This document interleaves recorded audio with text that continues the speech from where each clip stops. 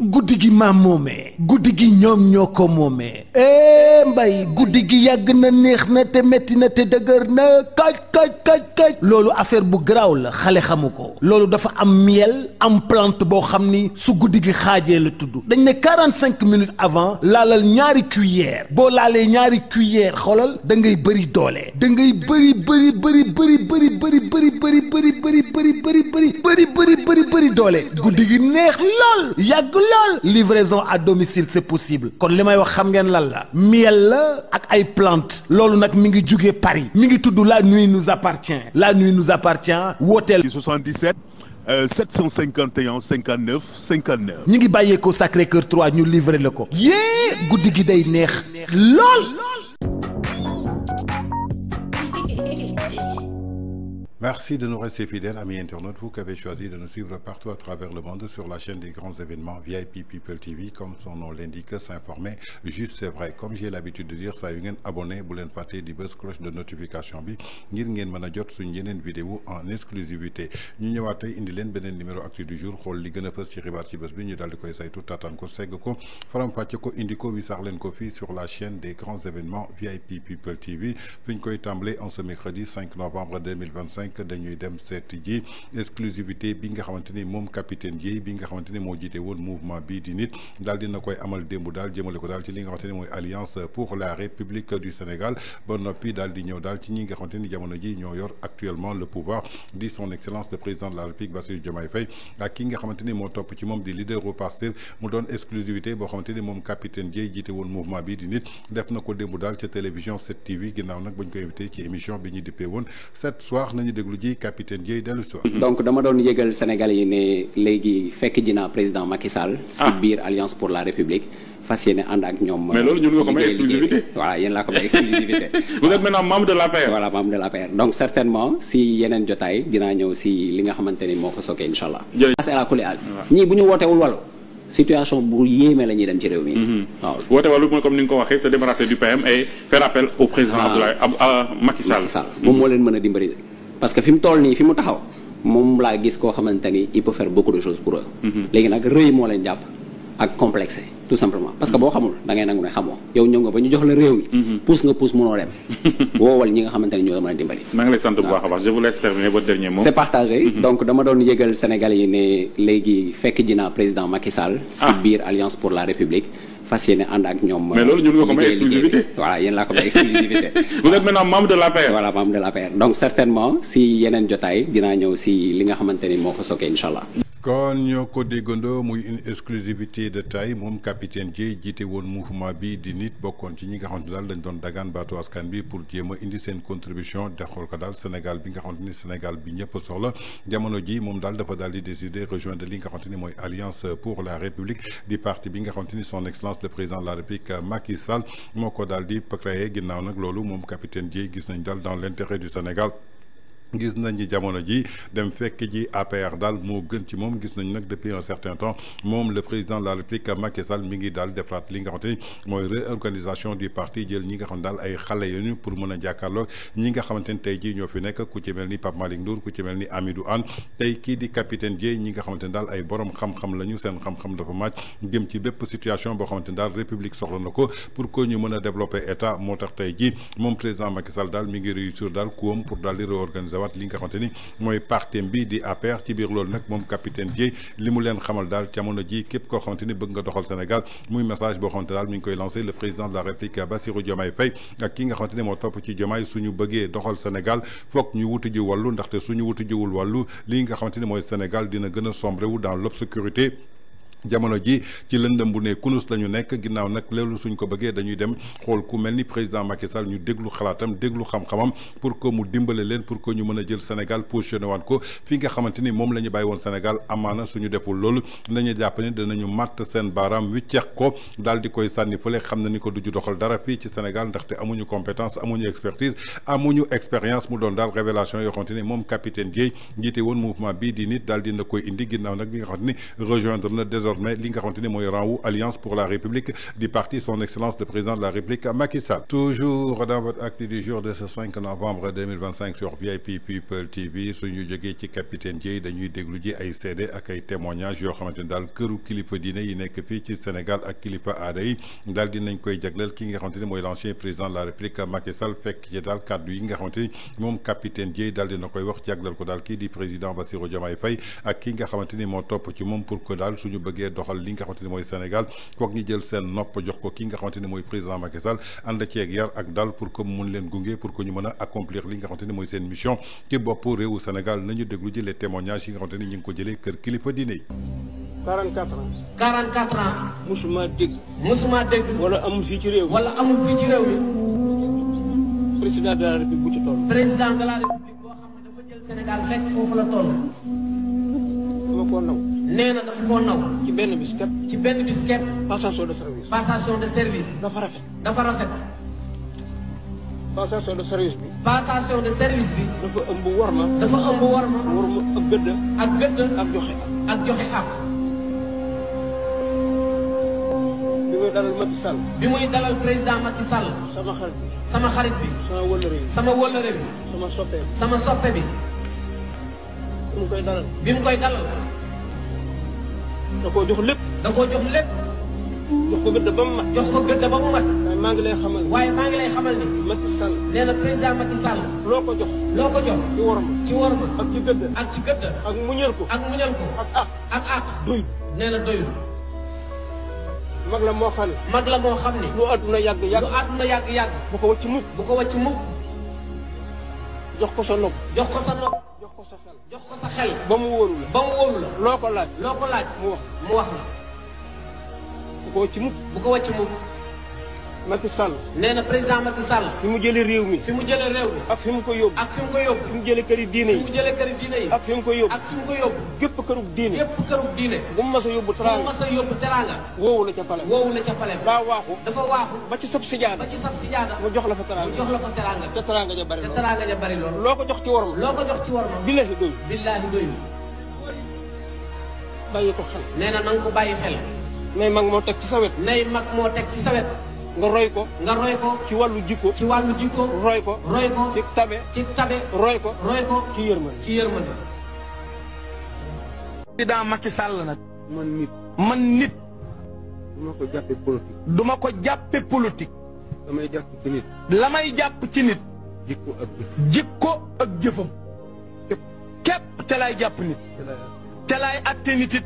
politique. ndax politique daa mel ni kàkkatar. daa mel ni kàkkatar amul wenn melo. amul wenn melo moom jamono bu ne rek mën naa mel nu ne nu ko neex. nu ko neex lay mel moom moo tax nit ki. moo tax nit ki soo ko bëggee. soo ko bëggee trouvé. soo ko bëggee trouvé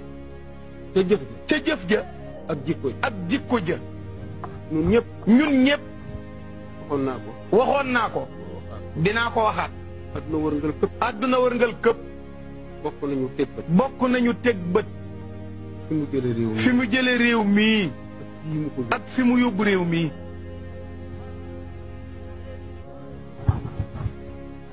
fi mu jëlee réew mi. fi mu jëlee réew mi ak fi mu ko yóbbu. ak fi mu yóbbu réew mi ak doomi soxna yi. ak doomi soxna yi ni mu leen dimbali. ni mu leen dimbalee boole leen ci alali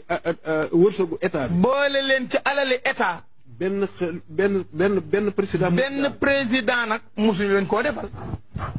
man du ma wor. man nag du ma wor du ma làqu. du ma làqu du ma nëbb li mu indi teraanga fii. li mu indi teraange fii ci kër gii. ci kër gii ak a bari. ak a bari dañoo nuyoo fii maa ngi. dañoo nuyoo fii maa ngi moom ñu ànd dox jëm ci buntu. ñu ànd dox jëm ca buntu saal bële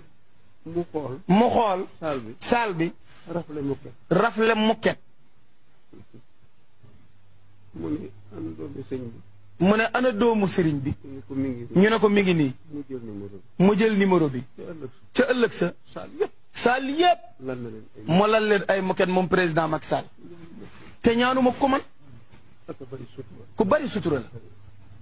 ak am yërmande. ku am yërmande la ak a rafet xol. ku rafet xol la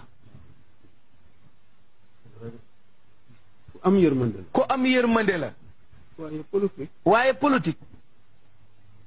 maanaam nu ma ko war a waxee. politicien deram du rafet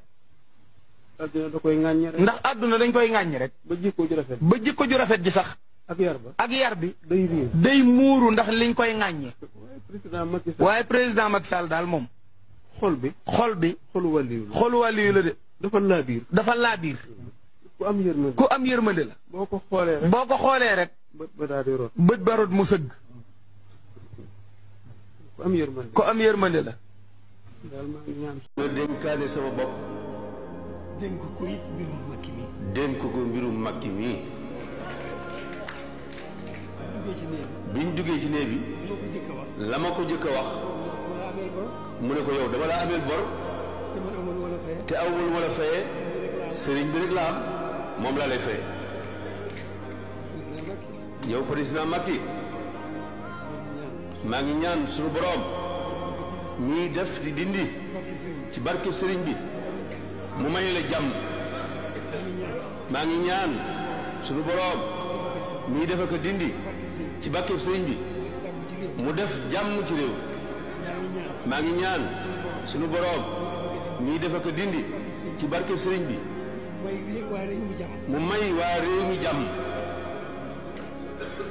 kon ñoo ko déggandoo muy seede xamante ni këru kilifa diine yi ak kilifa aada yi teg nañ ko ci ndoddu kii nga xamante ni moo fi jiite woon Sénégal di le président de la République son excellence monsieur Macky Sall ginnaaw nag dégg ngeen message bu am importance bi nga xamante ni góor gi wax na ko ginnaaw 44 ans bi nga xamante ni musul dégg mbaa gis ki nga xamante ni tey jii ab président la fi nga yóbbu Sénégal nga daal di ko fay indi jëmale ko daal ci xarañteefam jëlee ko ci dalam jëmale ko ci xam-xamam ak li nga xamante ni mooy cër ak orma bi nga xamante ni jox na ko kër kilifa diine yi ndaxte yàgg na leen jàppale fekkoon na ko ci benn niveau mu yóbbu ko ci beneen niveau boo xamante ni moo ëpp niveau bi mu ko fekkoon te ñoom musuñu sol seen dàll dem fële ca palais ba daal di ko fay fekk moom Macky Sall mooy ñëw fekk leen ci seen ay sijaada dimbale kër diine yëpp ginnaaw loolu nag doon na daal benn effet boo xamante ni tey jii ku amul yar am teggin am orma doo ko mës a def. dégg ngeen ci beneen fànn ji kooku nee na bi muy ànd ak président Macky Sall àndul ak moom ngir politique ndaxte politique ku ànd ak moom maanaam politicien kakatar la day soppeeku waxtu bu nekk mais daf ko ànd ak ngir jëmmam ànd ak moom ngir vision ànd ak moom ngir dëggoom ànd ak moom ngir li nga xamante ni maanaam mooy yaram ak tegginam ak bëgg bi nga xamante ni bëgg na ko Sénégal te yàlla jàppale ko ci kon loolu moo tax tey jii mu ànd ak ki nga xamante ni mooy le président Macky Sall quant à Serigne Mountakha Bassirou Mbacké moom jàpp ne que daal Macky Sall lebal na ko loo xamante ni tey jii mënu ko fay moo tax kenn rek la koy bàyyal muy Khadimou Rassoul Cheikh Ahmadou Bamba kon loolu rek doy na ci ay seede doy na ci ay ñaan ci ki nga xamante ni da nga jiite Sénégal fukki at ak ñaar àdduna wërngal këpp tey di la vénéré mu doon nag ay témoignages yoo xamante ni tey jii day fekk si kaddu yi nga xamante ni moom capitaine Dièye daal dina koy wax jëmale ko daal ci ñi nga xamante ni tey jii ñoo nekk ci bopp réewu Sénégal su dee bëgg nañu génn ci guuta gi foog ñu jëli ji président Macky Sall wutu wàllu ci moom jox ko seen nopp déglu ko mu teg leen ci raay yi pour que ñu mën a développer Sénégal kon du nit koo xamante ni tey jii dañ koy jiiñ ay mise en accusation ay crime de sang war ko traduire ci haute cour de justice ndaxte Macky Sall alalu suñu borom la te yàlla moom képp koo xamante ni daf lay ngemb daal di lay defal képp ku la jéem a fay yaakaar naa ni yow ci sa bopp yow yaay fay mu doon nag ay témoignages yoo xamante ni jëlee nañ ko ci kër kilifa diine yi ak kilifa aada yi ñu jagleel ko l'ancien président de la République son excellence monsieur Macky Sall. Toujours dans votre acte du jour de ce 5 novembre 2025 sur VIP People TV suñ fa jógee dañuy dem seeti ji benn garablu ñu tuddee ko charlatan nag doon ki nga xamante ni tey jii maanaam ab njabarkat la ñu koy teree fii si suñu réew ginnaaw nag loolu lañ ko xamee woon ba tey jii mu dugg ci langue politique bi donte démb moom ci boppam dafa tagg président Macky Sall wax ay wax yu rafet ci moom seedeel ko seede yu rafet tey jii nag su demee ba wëlbatikuwaat ñu invité ko ci plateau Talk Show mu jàkkaarloog Sa Ndiogou mu weddi boppam kon yaakaar naa ni kooku ci boppam wuute na tey jii kàddu yi nga xamante ni tey jii kilifa diine yi seddal nañ ko Macky Sall dama bëgg ñu déglu ji charlatan bii nga xamante ni yëkkati na woon na ay kàddu démb ba noppi daal di weddiwaat boppam ci ay kàddu yoo xamante ni ay propos la moom moo ko yëkkati woon lan moo ko jaral nañu déglu ji kàddoom yi dellu si waat ko xam ngeen lan ngeen dul génn ci àdduna mooy benn audio bu may tàggee Macky Sall yàlla su damaa gërëm sama bopp ci Macky Sall mooy yàlla damaa dimbali ba mosuma koo gëm benn minute man damaa teel a xam kan mooy Macky Sall laata muy yor nguur gi ak bi mu ko yoree. gis-gis bii ma am ci Macky Sall mooy gis-gis bu mësta soppiku. mësta soppiku parce que man damaa xam Macky Sall ne bu dee ci baatin. jigut Sénégal feek mi ngi jiite réew mi. gor yëpp xaw ma ku dul gor de waaye gor yëpp ci coono la ñuy nekk.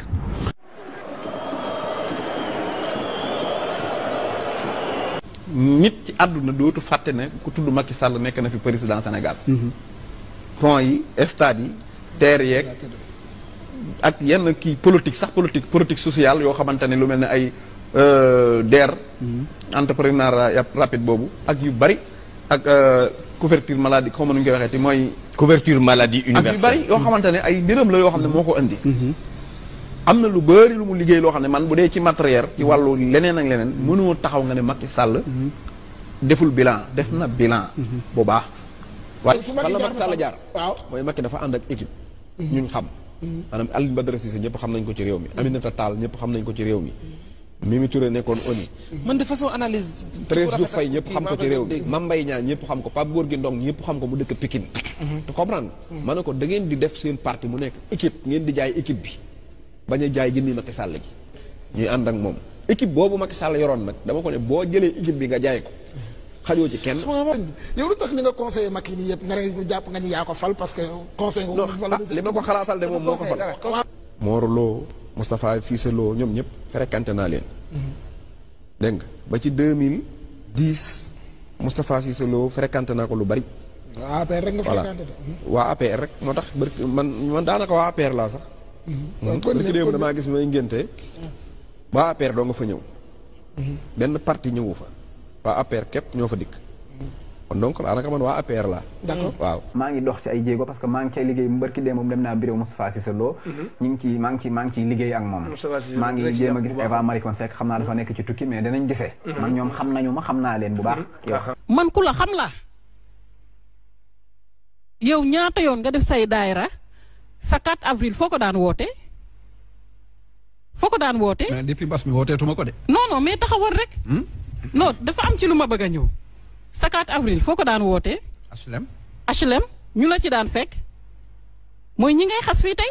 xasuma kenn. ah xasul kenn li nga wax fii dafa leer. pardon. Cissé Lo xam na la keneen ak keneen xam na la ci loo ma sa woote dañu lay fekk si wuyu la taxawu la jàppale la. bu la neexee àndatoog ñun mais toog fii bëgg a ne table rase lii dafa weex nga def ko peinture bu ñuul ne këriñ la mais loolu ku lay déglu Sénégal ñaa ngi lay suivre mais ñi xam nañu. Cheikh Bara Ndiaye borom Kanzul Mouridina borom def gis mooy woote ka yëgle ak di fàttali mbokku jullit yeeg mbokku talibé yi xarit nag di juróom-ñaareelu édition bi ñu jàpp ko talaata ñeenti fan ci weeru avril 2017 ci usine Bent Assane Ndiaye parrain yi nag ñii la soxna Marème Faye Sall première dame Papa Diop bu bokk gis-gis Adama Faye Thérèse Faye bu Kogère Moustapha Cissé Lo vice-président ci assemblée nationale di xaritu Serigne Arona Coumba Ndoffène ministre conseiller auprès du président de la République ku jullit yi mbokku talibé yi bés bango di bés boo indee fukki dëgg jël benn fen dugal ci fen buy ñibbi day yóbbaale fukki dëgg yi day buy ñibbi day yóbbu lu moomul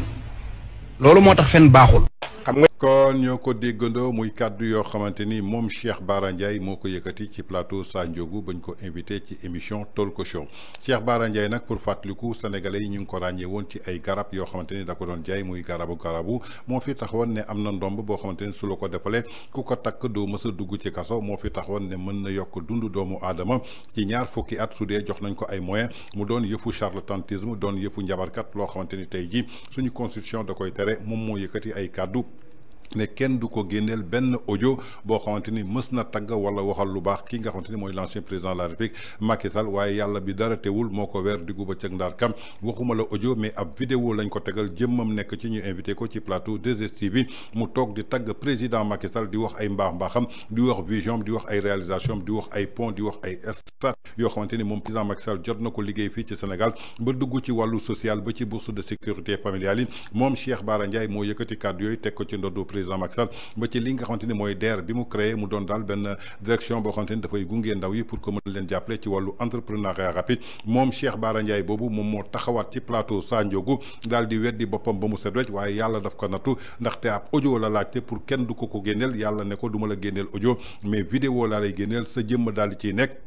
ngay wax askan bi yëpp di la dégg ndaxte mënoon naa la génneel audio nga ne dañu monter sa baat ak intelligence artificielle mais yàlla defu ko loolu daf ko weer diggu bëccëg ndar kam est-ce que genre nit ñi tey jii mën nañu compter wu ci ñoom pour ñu développer réew kooku nga xamante ni mooy Cheikh Bara Ndiaye tey Pastef daf ko jël dugal ko ci listam mu nekk li nga xamante ni mooy député nekk foofu ci assemblée nationale bëgg a représenter le peuple sénégalais est-ce que tey kiy wax démb tey di weddi boppam est-ce que kooku mën nañ ko jàppee un représentant du peuple est-ce que réew mën nañ ko tabax ci nit ñi nga xamante ne la ñuy wax démb bokkul ak lu ñu gëm tey kon yaakaar naa ni li nga xamante ni moom capitaine Dièye mi ngi ko doon wax ñii di kilifa diine yi di ko wax yaakaar naa ni wuute na ak Cheikh Bara Ndiaye bii nga xamante ni gis nañ ko tey ji mu nekk ci rang wu parti Pastef lépp lu mu mës a wax ci àdduna moom ci boppam mooy weddi boppam lan moo ko jaral nag alalu àdduna mais Sénégal ñoru ko benn yoon mu doon ay propos yoo xamante ni daal Cheikh Bara Ndiaye ci boppam moo weddiwaat boppam ci plateau yàlla weer ko diggu bëccëg ndar kam ab audio la sàkk woon yàlla indi vidéo boo xamante ni moom fi muy weddee boppam foofu lañ ko tegale toujours dans votre actu du jour de ce 5 novembre 2025 sur VIP People TV suñ fa jógee dañuy dem seeti ji affaire Madiambal Diagne ginnaaw nag démb fële nga xamante ni mooy ca tribunal bu Versailles ba nekk foofu ca Paris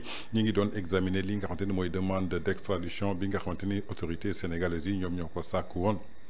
ci le journaliste homme d'affaires Madiambal Diagne bi nga xam daal jamono ji mi ngi woon foofu ca diwaanu France ginnaaw nag bi nga xamante ni daal démb ñu ngi ko doon déglu foofu moom ak ay avocat ginnaaw nag bu mu doonee benn audience boo xamante ni c'était à huis clos pour que ñu mën ne démontrer daal lépp loo xamante ni tey ji Madiambal Diagne mi ngi koy wax jëmale ko daal ci percussion boo xamante ni mi ngi koy dund fii jëmale ko daal ci justice sénégalaise bi nga xamante ni dañ jël jabaram ak ay doomam tëj leen ci kaso bi ba noppi amul benn notification bi ñu ko joxoon pour que mu génn daal ci li nga xamante ni mooy territoire bi loolu yëpp moom Madiambal Diagne jàpp ne que daal benn percussion la ci biir loolu nag sàkku bi nga xamante ni autorité sénégalaise yi sàkk woon nañ ko daal ci réewum France pour que ñu delloosil ko ki nga xamante ni mooy Madiambal Diagne daal di koy jébbal justice sénégalaise li nga xamante ni mooy tribunal bu France nekk foofa ca Versailles démb lañ doon examiner daal li nga xamante ni mooy demande d'extradition bi ginnaaw loolu nag bi nga xamante ni daal li nga xamante ni daal affaire bi dafa daal di am tournure bu bees muy rebondissement bu bees boo xam daal nemmeeku nañ ko ci biir loolu nag bi ñu génnee ci procès bi ñi nga xam daal mooy avocat am di maître Thiam ak ki nga xamante ni mooy maître Bourdin nekk ci cabinet maître Bourdin yéey nañ ci yàbbi dama bëgg ñu déglu ji leen dellu si waat. déglu leen. voilà liñ ciy wax rek mooy tey jóge nañ ci benn audience bi nga xam ne si dañu état du Sénégal dafa demandé ñu extrader ku ñuy wax Madiambal Diagne. def nañ audience bi ça nous a pris presque 1 heure donc li ñu waroon a wax juge bi wax nañ ko sur le plan formel c'est-à-dire dañuy wax toujours droit le droit se nourrit de forme. un peu plus fort s'il vous plaît. Le droit se nourrit de forme loolu la ñu wax c'est-à-dire boo respecté wul la forme c'est-à-dire le juge n'est même pas obligé d'aller au fond te li ñu gis nii ci mandat d'arrêt bi on a vu que y a plusieurs violations yu ci am déjà mandat d'arrêt bu ñu ko defee liñ ci mën a jàpp mooy dafay am des faits précis yoo xam ne si dañ koy articuler nga wax genèse u affaire bi nan la demee et puis nga expliquer yan procédure wala lan moo motiver nga lancer un mandat d'arrêt mais fii li ñu jàpp mooy dañoo gis ni ñoom dañu jàpp ni Madiambal Diagne c'est un fugitif mais jàpp naa ni fugitif du joxe position nit koo xam ne da ngay daw doo joxe sa position beneen raison bi wane ni mënul nekk fugitif en droit mooy le fait que moom bi muy génn Sénégal amul benn interdiction de sortie du territoire li ñu def noonu mooy violer ses droits c'est-à-dire kenn koo xam ne si amul benn mesure administrative ni judiciaire boo xam ne moo la empêché nga génn sa dëkk alors que la charte africaine des droits de l'homme daf ni citoyen bu nekk am nga droit dugg génn sa dëkk ñëwaat fa nu mu la neexee sauf si bu amee benn décision boo xam ne si daf la ko tere bi muy génn amul benn décision bu ko tere ce qui fait que ñoom ñoo njëkk a commencé di violer la loi parce que police mënul ñëw defal la tampon def vérification nga dem ba zone d'embarquement ñu génneewaat la naan la dafa am lu ñuy vérifier ça veut dire que loolu c'est une cabale boo xam ne si moom lañ defoon ci moom. deuxième élément bi mooy li ñu gis ci Sénégal actuellement mooy le Sénégal n'est pas sur des standards internationaux de respect des droits de l'homme pour la bonne et simple raison que ñun yor nañ ay dossiers yoo xam ne parce que dossiers yu bari man ci laa nekk naa ci Farba Ngom bokk naa ci dossier yeneen yi nga xam si Mansour Faye ci laa bokkoon mais liñ ci gis mooy juge bi daf lay mandat de dépôt ba pare bàyyi la foofu parce que boo xoolee ci Farba Ngom depuis février ñu mandat de dépôt la woowu ñu ne benn yoon pour déglu la ça c'est inimaginable dans un état de droit tel loi daf ni nit boo ko jàppee dans un délai raisonnable war nga ko déglu sur sa cause loolu amatul Sénégal troisième raison bi muy wax bi nga xam ne si mooy violation droit yi mooy dañoo gis ni aujourd'hui juge d'instruction yi sax dañuy demander ay garde à vue alors que loolu ce n'est pas de la prérogative d'un juge d'instruction. Juge d'instruction li mu war a def mooy bu gisee koo xam ne soxla na ko dafay yónnee mandat de comparution bu mandat de comparution waa ji bu ñëwul mu def mandat d'amener bu ñëwul mu def ce qu'on appelle mandat d'arrêt. Troisième raison bi muy wax bi nga xam ne si mooy violation droit yi mooy dañoo gis ni aujourd'hui juge d'instruction yi sax dañuy demander ay garde à vue alors que loolu ce n'est pas de la prérogative d'un juge d'instruction. Juge d'instruction li mu war a def mooy bu gisee koo xam ne soxla na ko dafay yónnee mandat de comparution bu mandat de comparution waa ji bu ñëwul mu def mandat d'amener bu ñëwul mu def ce qu'on appelle mandat d'arrêt. Mais Madiambal Diagne amul benn condition boobu dañoo jóg rek dem ci la dernière parce que xam nañ fu mu dëkk pourquoi yóbbuluñu convocation bu ñu gisee di ñëwul ñu yóbbul ko jéem a def mandat d'amener wala dara mais pour vous dire que amul benn droit boo xam ne si dans le cadre de cette procédure respecté nañ ko par le droit sénégalais. Beneen biñ ci mën di dégg mooy ñun ñëpp xam nañ ni aujourd'hui CENTIF dafa nekk bras armé de l'exécutif parce que de la primature. Mais oui, parce que c'est li ñuy def ki nga xam ne si moom lañ fa nommé ñëpp xam nañ lien yi am ak le premier ministre. L'autre élément mooy dañoo utiliser CENTIF comme bras armé parce que CENTIF bu defee rapport boo xam ne yow ki ngay def rapport xooluloo ko woowuloo ko dégluloo ko da ngay tëju sa bureau bind lu la neex yónnee ko juge d'instruction ni ko nañ ko jàpp loolu c'est pas respecter les droits de la défense. Droit de la défense li mu wax mooy nit ki boo ko jàppee d'ailleurs c'est la raison pour laquelle enquête préliminaire dañ koy def bu ñu la convoqué dañ naan diw de la plainte wala am nga fi benn dossier ñu woo la déglu la ba pare bu ñu la dégloo ñu confronter ñaar yi nga xam ne si moom la ñu xool ba xam yow am na ay charges yu ñu la war a toppee wala déet mais CENTIF dafay def rapport am bind la te liñ jàpp aussi mooy rapport yi nga xam ni moom la CENTIF def yëpp ça concerne des politiques yi nga xam ne si moom lañ adressé au juge du premier cabinet Farba Ngom Lat Diop ak ñeneen ñi nga xam ne si liñ ci jàpp mooy am na ñoo xam ne si sax dañ leen a accusé ki leen accusé ñu war ko topp ñu ko comme dans le dossier de Lat Diop c'est vous dire que lii cabale politique la moom lañ ko jàppee parce que bu fekkee dañuy respecter la loi doit être générale et impersonnelle pour tout le monde ku mu mënti doon muy Farba Ngom muy Madiambal Diagne ak ku mu mënti doon nañ respecter ses droits. Un mot sur l'épouse et les enfants de Madiambal aussi et son ami qui sont. waaw loolu liñ ciy wax sax mooy premier problème biñ ci mën a wax moom mooy am na benn doomam boo xam ne nekkul ci réquisitoire bi muy Serigne Saliou Diagne nekkul ci réquisitoire ba pare ñu jàpp ko te loolu loi nanguwu ko parce que juge d'instruction il est saisi par un réquisitoire loo xam ne ci procureur lay jóge bind daal ni ko damaa gis koo xam ne si am na lii ak lii maanaam Moussa ak Demba damaa bëgg nga jàpp leen nga mettre leen sous mandat de def enquête ci ñoom yow nga jàpp Moussa jàpp Demba Moustapha mi nga xam ne kenn waxu ko nga jël ko jàppale ko loolu violation des droits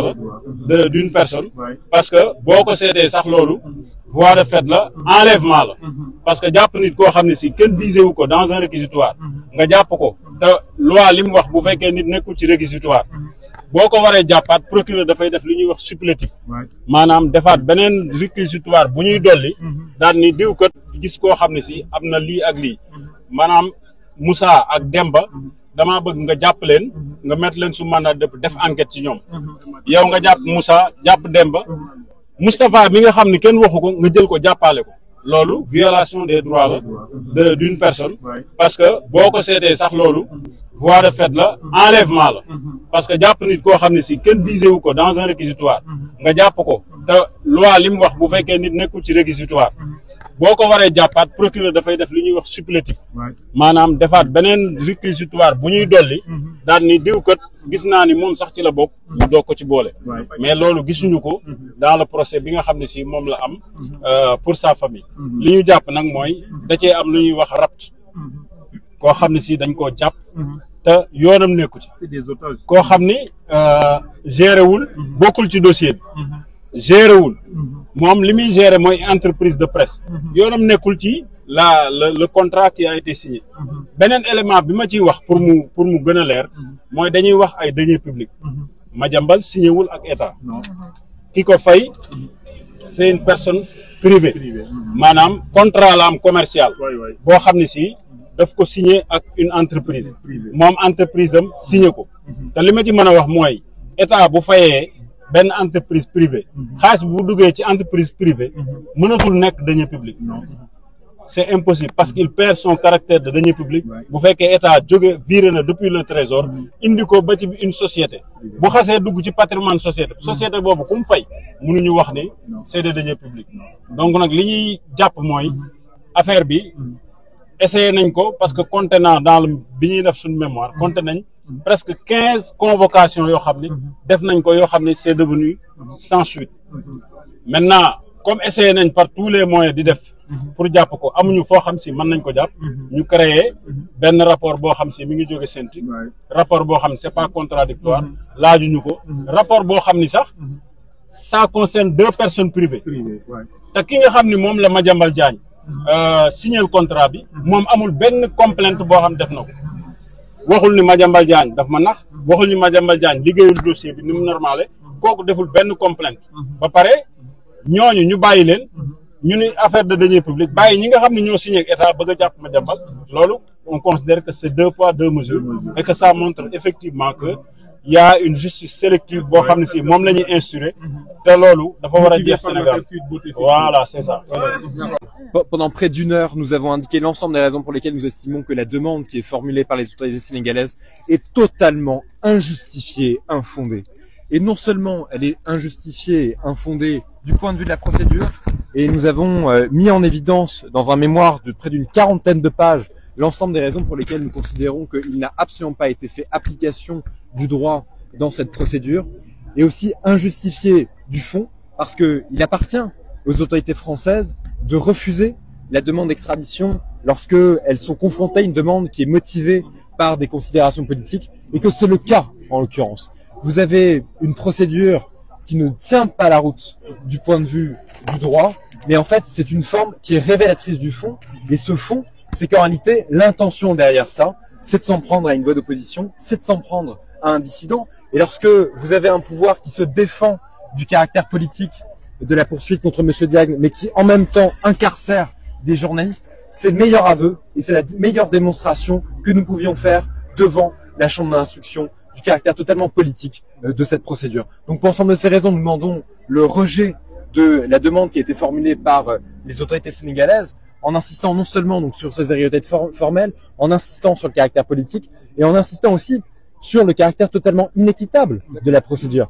Parce que qu'a dit aujourd'hui M. Diagne? Il a dit qu'il était parfaitement en mesure de se présenter devant les juridictions sénégalaises. Parce qu'il n'a rien à se reprocher. Et parce que ce que nous avons aussi mis en évidence, c'est qu'il n'y a pas de précision sur les faits qu'on lui reproche, il n'y a pas de précision sur les qualifications, il n'y a pas de précision sur les dates, et que tout ça... non min ngari ɗo tan hannde ko palais de Versailles pour wadde soutenir Madiambal Diagne ɗo noon kala ganduɗo Madiambal anda ko neɗɗo dariɗo ko neɗɗo gonɗo opposition ko minen fof gonɗi opposition min noon ko sehlam ko kawam ko bandiraɓe hannde koye Sénégal ko on jii bandiraɓe ene jagguirte farba en kamɓe fof hannde hay min e hoore mi jagganoɓe pour min hannde harande foti ko waɗede au niveau de l' international pour France naɓe fof hannde ko Sénégal koye Sénégal ko bandiyagal koye Sénégal ko kidnapping koye Sénégal ko hunde gantane fawaki e lawol ɗum tawi noon hannde wona Madiambal tan addi amin ɗo ko addi amin ɗo ko pour haɓanade kala neɗɗo jaggaɗo kala neɗɗo jiɗɗo fawede tampere kala neɗɗo jiɗɗo fawede ko fotani wonde ɗum tawi noon minen haara amin ko ɗum ɗon c'est vrai min e hoorem mi jagganomo laaɓi ɗiɗi mais ko mbimi ko ɗum tahata amin de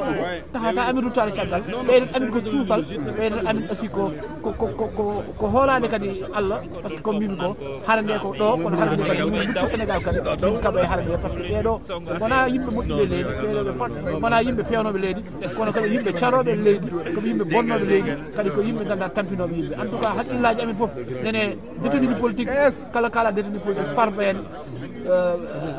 Abdou Nguer kamɓe fof vraiment Lat Diop en Ayirou Sarr kamɓe fof vraiment en tout cas combat o ma continue mais ɗo ko France je pense que hannde Madiambal ma dañ gonga e dow mabɓe hono no dañiri gonga e dow mabɓe déjà par rapport à opinion o fof en tout cas wi toon bandiraɓe yo daro bandiraɓe yo ɓeyɗo tinnade daro yimɓe fof ndendo yimɓe ndendo mbaaba ganda combat o no gagne kono kadi noddude sernamen ɓe yoɓe mbad duwa o par ce que ɓe ko gone dow mum ko soɓe jottima walla soɓe jooɗima ha feewi par ce que koye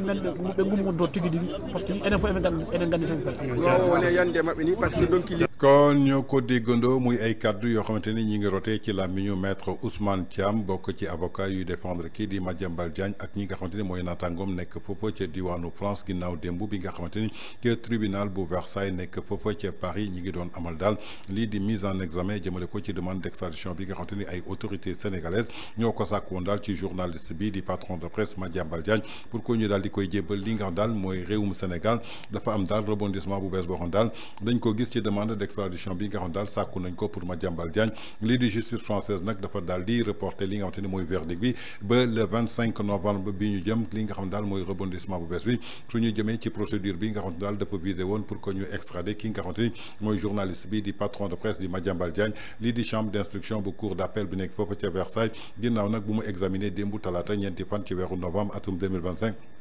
muy requête bi nga xamante ni ay autorités sénégalaises ñoom ñoo ko sàkk woon daal di viser journaliste bi di patron de presse di Madiambal Diagne finalement li nga xamante ni mooy décision bi mujj ñu ko rendre démb lu ñuy xaar mooy délibéré bi jëmale ko daal ci li nga xamante ni renvoyé nañ ko daal ba le 25 novembre ginnaaw nag suñu ay sources bi ñuy xamalee daal lépp loo xamante ni moo soxal lii di demande d'extradition boobu ba tey nag Madiambal Diagne bi ngi continuer daal di clamer innocence am jëmale ko daal ci li nga xamante ni mooy àqam ak yelleefam bi nga xamante ni tey jii dañ ko salfaañee ginnaaw nag bi nga xamante ni amul benn demande de notification bu jógee ci juge bu ko mënoon interdire mu daal di génn réew mi jëmale ko daal ci li nga xamante ni mooy mandat d'arrêt bi bés buñ koy signé mu am aussi benn décalage de 24 heures ak li nga xamante ni mooy instruction bi nga xamante ni juge bi daal di da koy signé mu doon ay irrégularité jëmale ko daal ci benn vice de procédure vice de forme ñu retranché ko foofu ca France moom Madiambal Diagne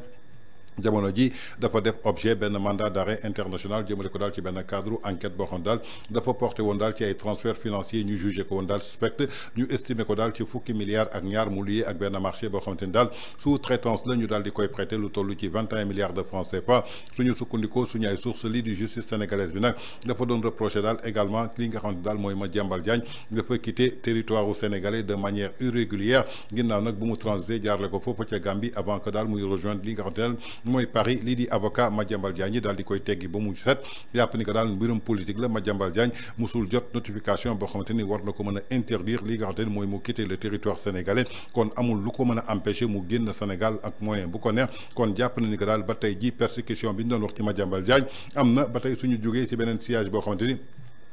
lii di dossier bi nga xamante ni dafa soxal soxnaam ak ñaari doomam ñoo xamante ni ay majeur lañu ñu associé leen aussi ci biir société bi ñu tuddee STI Pharaon ginnaaw ñoom ñaar aussi dañ leen placé sous mandat de dépôt fii ci Dakar mu doon nag beneen percussion boo xamante ni nemmeekuwaat nañ ko ci dossier bi ginnaaw nag ay avocat Madiambal Diagne prouvé nañ daal justice française que ki nga xamante ni mooy Madiambal Diagne état bu Sénégal dossier bi dara lalu ko lu dul politique ndaxte dafa am benn haine boo xamante ni dafa am ci benn leaderu parti politique boo xamante ni daal daf ko am ci digganteem ak Madiambal Diagne moo tax mu bëgg a acharné wu ci moom la ko ci li nga xamante ni tey jii respecté wu ñu benn yoon li nga xamante ni mooy àqam ak yelleefam ginnaaw nag bi nga xamante ni moom maître Ousmane Thiam bi ko assisté nekk ci wetu cabinet d'avocat yi nekk foofa ca Paris moom Madiambal Diagne dafa contesté procédure bi jëmale ko daal ci défense am bi nga xamante ni ñi ngi pointé notamment ay irrégularités jëmale ko daal ci li nga xamante ni mooy mandat d'arrêt bi war noppi daal di soutenir benn retour boo xamante ni war nañ ko indi kii di Madiambal Diagne fii ci Ndakaaru dañ koy exposé jëmale ko daal ci benn procès boo xamante ni daal bu inéquitable la jëmale ko daal ci ay capture ak ay commentaires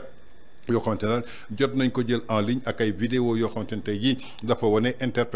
interpellation bu journaliste bi di Maïmouna Ndour Faye ak Babacar Fall ginnaaw nag bi nga xamante ni lii nga xamante ni mooy état bu Sénégal mënul garantir Madiambal Diagne lii di liberté d'expression wax xalaatam journaliste yi ko jotoon di jël arrêté leen à plus forte raison que Madiambal Diagne bi nga xamante ni moom lañ jox micro bi tey jii loolu yëpp dañ ko versé ci dossier bi pour jéem a attaquer li nga xamante ni mooy ay argument suñu sukkandikoo nag ci cour d'appel bi nga xamante ni daal moo nekk foofu ci tribunal bu Versailles le 25 novembre bi jëmale ko daal ci conformité bi nga xamante ni moom la état sénégalais daal di soxlu ci extradition jëmale ko daal ci ay convention internationale yoo xamante ni daal dafa garantir benn procédure ginnaaw nag verdict bi daal ñu ngi koy xaar le 25 novembre jëmale ko daal ci dossier bi nga xamante ni c'est hautement sensible mu doon daal ay éléments de preuve yoo xamante ni tey jii suñu sukkandikoo ci li nga xamante ni ay avocat Madiambal Diagne doot nañ ko teg donc daal prouvé nañ daal ci justice française que li nga xamante ni mooy dossier Madiambal Diagne dara lalu ko lu dul li nga xamante ni daal maanaam mooy politique ba noppi bëgg ko persécuter salfaañe ak xam ak yelleefam li nga xamante ni mooy justice française du nangu lu mel noonu. toujours dans votre acte du jour de ce 5 novembre 2025 sur VIP People TV suñ fa jógee dañuy des toujours ci kawu Madiambal Diagne dem seeti ji le journaliste chroniqueur analyste Socé Ndiaye biñ ko invité ci émission Ultimatum foofu ci Seneweb en tout cas def na une brillante pertinente et cohérente analyse jëmale ko daal ci dossier bi nga xamante ni moo soxal Madiambal Diagne ak autorité yu sénégalais yi dafa mel ni daal kii di Madiambal Diagne stratégie bi nga xamante ni daf ko laloon pour assurer défense am ni mu ko waxee woon bi mu génnee egg foofu ca France daf ko daal di réussir ba noppi daal di ral li nga xamante ni mooy état Sénégal état sénégalais Sénégal bi ay ndiggu sërëx yoo xamante ni muy benn piège boo xamante ni jot nañ cee dugg dama bëgg ñu déglu ji la brillante et pertinente analyse du chroniqueur analyste Socé Ndiaye ñu dellu si waat. dama jàpp ne li mu def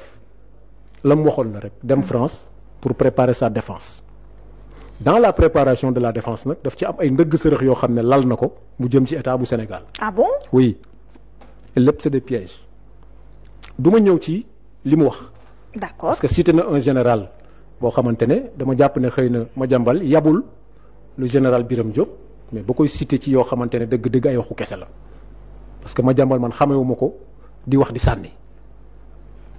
donc loolu mooy benn. d'accord bi ci topp li mu wax ci affaire Sweet Beauté marché armement. marché armement confié à Ndeye Khady Ndiaye. loolu aussi yooyu ay wax loolu ñi ci war a enquêter. j'aurais bien aimé nag ba mu waxee loolu. ca suba ga ñu gis ay démenti formel wala sax ay plainte waaye ba tey jii man lii rëgguma fu Sweet Beauté démentiré parce que nag bu ñu la tuumaalee ci digg penc mi am na loo xam ne nag yaa ko mën a lijjantil sa bopp. yaay setal sa der bu jaree nga porter plainte bu jaree nga weddi ba mu set. bref loolu jombul. dinañ ci ñëwaat. incha allah mais li mu wax man dama jàpp ne Madiambal dafa am lu mu doon wut. te dëgg-dëgg am na ko. moo tax suba Aïda man li ma gëm mooy Madiambal kenn du ko extradé. ah bon. loolu laa gëm. lan la jot a am ci diggante bi ba suba bu taxawee kenn du ko extradé. xam nga Madiambal avant bi mu demee dañ ko entendre. placé ko sous contrôle judiciaire. boobu boobu déggoo Madiambal wax benn yoon. parce que bu waxoon rek. dafay xaawi war ma justice française kañ la Madiambal commencé wax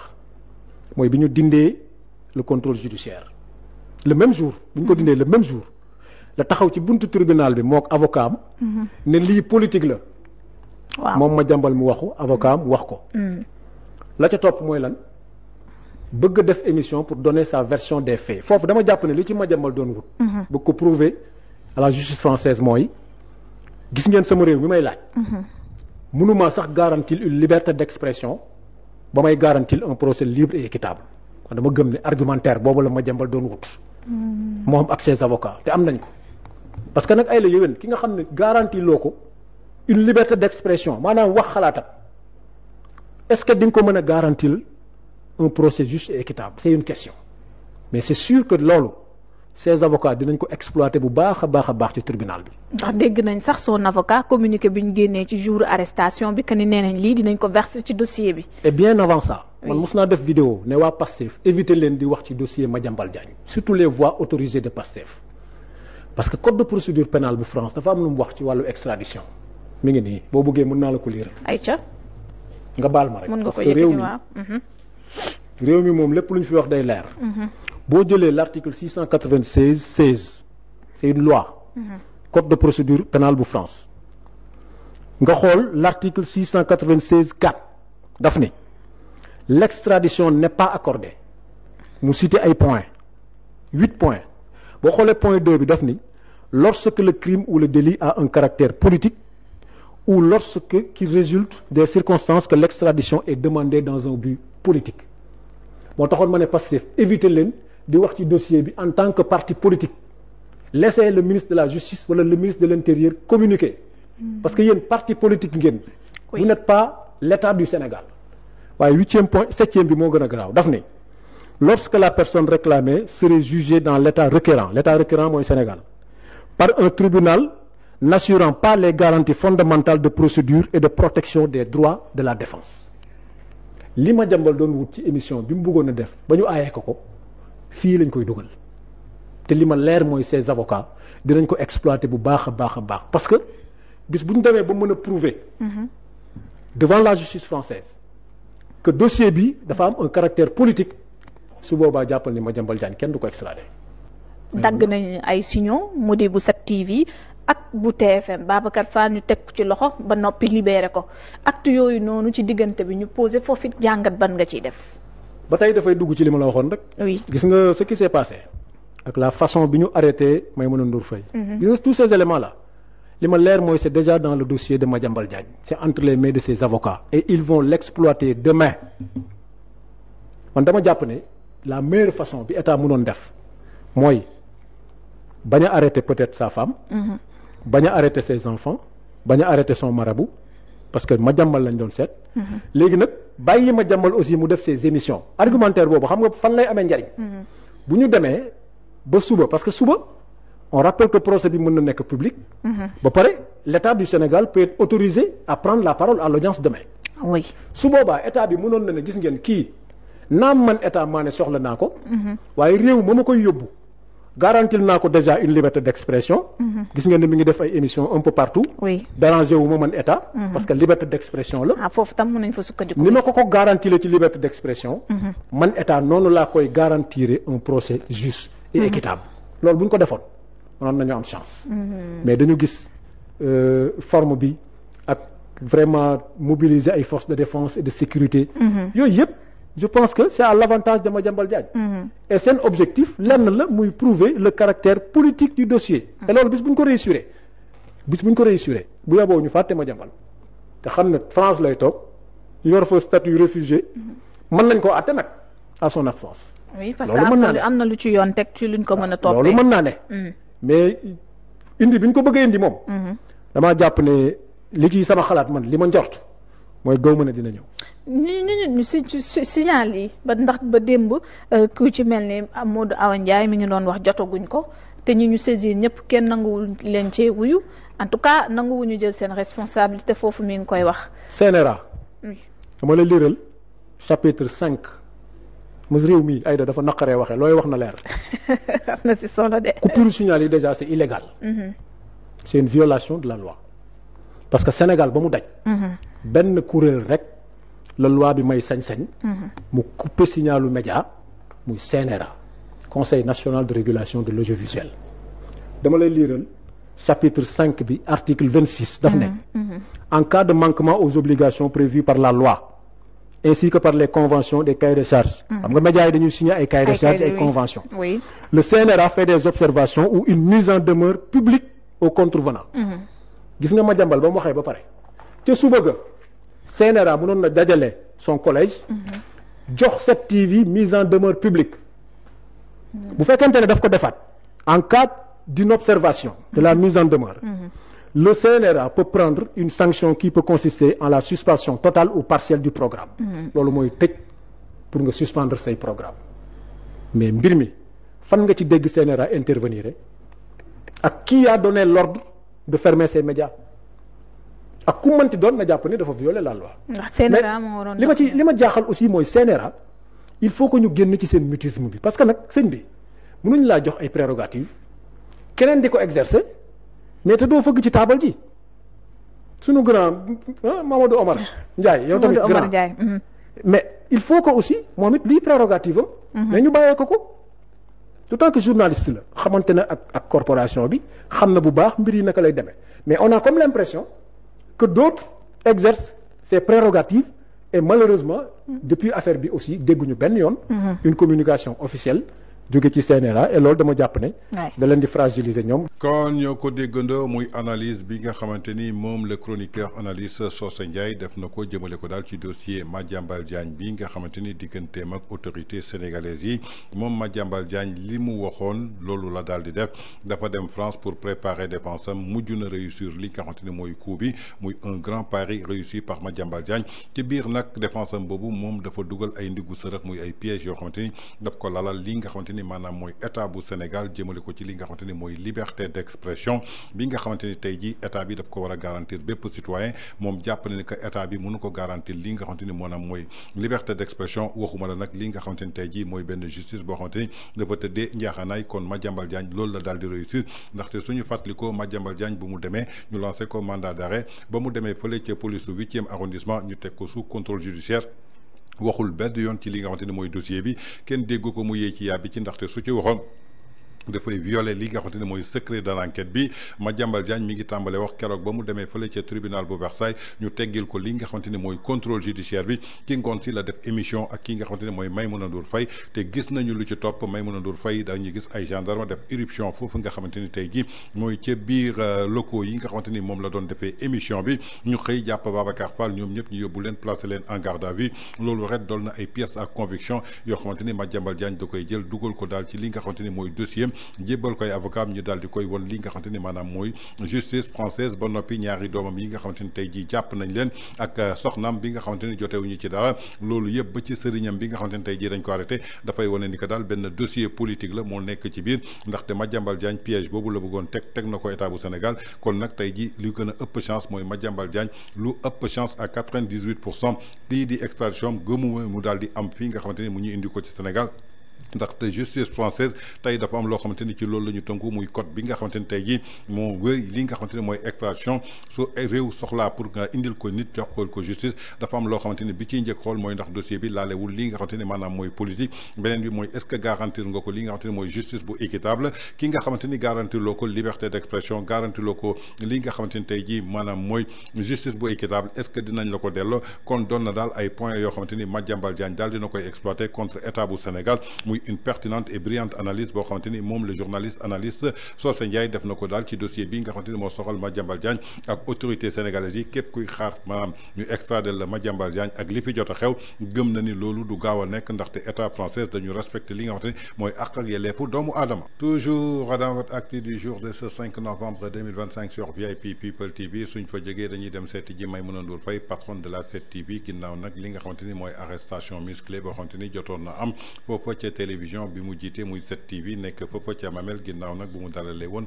Madiambal Diagne ci benn entretien boo xamante ni jamono juñ koy diffuser la ñu gis ay gendarme def ay éruption foofu nga xamante ni mooy ca locaux yi ba noppi daal di koy yóbbu fanaan loo ko fële nga xamante ni mooy ca gendarmerie bu Ouakam ñu jébbal ko li nga xamante ni mooy parquet ñu mujj ko libéré ci biir loolu nag moom Maïmouna Ndour Faye dafa daal di pointe du doigt kii nga xamante ni mooy Bamba Cissé di ministre de l'intérieur bi nga xamante ni tey jii yéeneew ko woon dara lu dul kaso ndaxte chef d'accusation yi moom moo ko teg ci koom lu ko waral nag dafa may kàddu yoo xamante ni moom Maïmouna Ndour Faye daf ko yëkkati woon teg ko ci Bamba Cissé ñaari weer ci ginnaaw dafa mel ni kàddu yooyu moo neexul Bamba Cissé moo taxoon mu bëgg a fayu ci ki nga xamante ni mooy Maïmouna Ndour Faye nañu déglu ji les révélations de Maïmouna Ndour Faye dellu si waat. Et puis qui choisit le chef d'inculpation yooyu c'est pas le procureur hein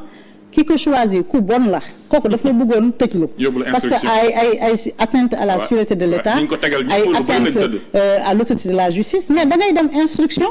c'est-à-dire j'en reviens à Bamba Cissé peut-être que dafa am rancune bu mu bëgg a assouvir mais Ousmane Sonko moo dugal Bamba Cissé ci gouvernement au nom de Ousmane Sonko Bamba Cissé mu ngi ciy wut tur au nom de Ousmane Sonko mu ngi wut des alliances lépp lu Bamba Cissé def Ousmane Sonko la ñu ko imputé bu ko defee coobare boppam mbaa mu def ko ak zèle Ousmane Sonko la ñu ko imputé que Ousmane Sonko sache que la facture politique des agissements du ministre de l'Intérieur elle sera très salée pour lui ñii muy déguerpissement yi muy def defuñu ko dans les règles de l'art respecté wuñu les droits des gens c'est son électorat ce sont ces jeunes-là qui ont voté pour lui li ma def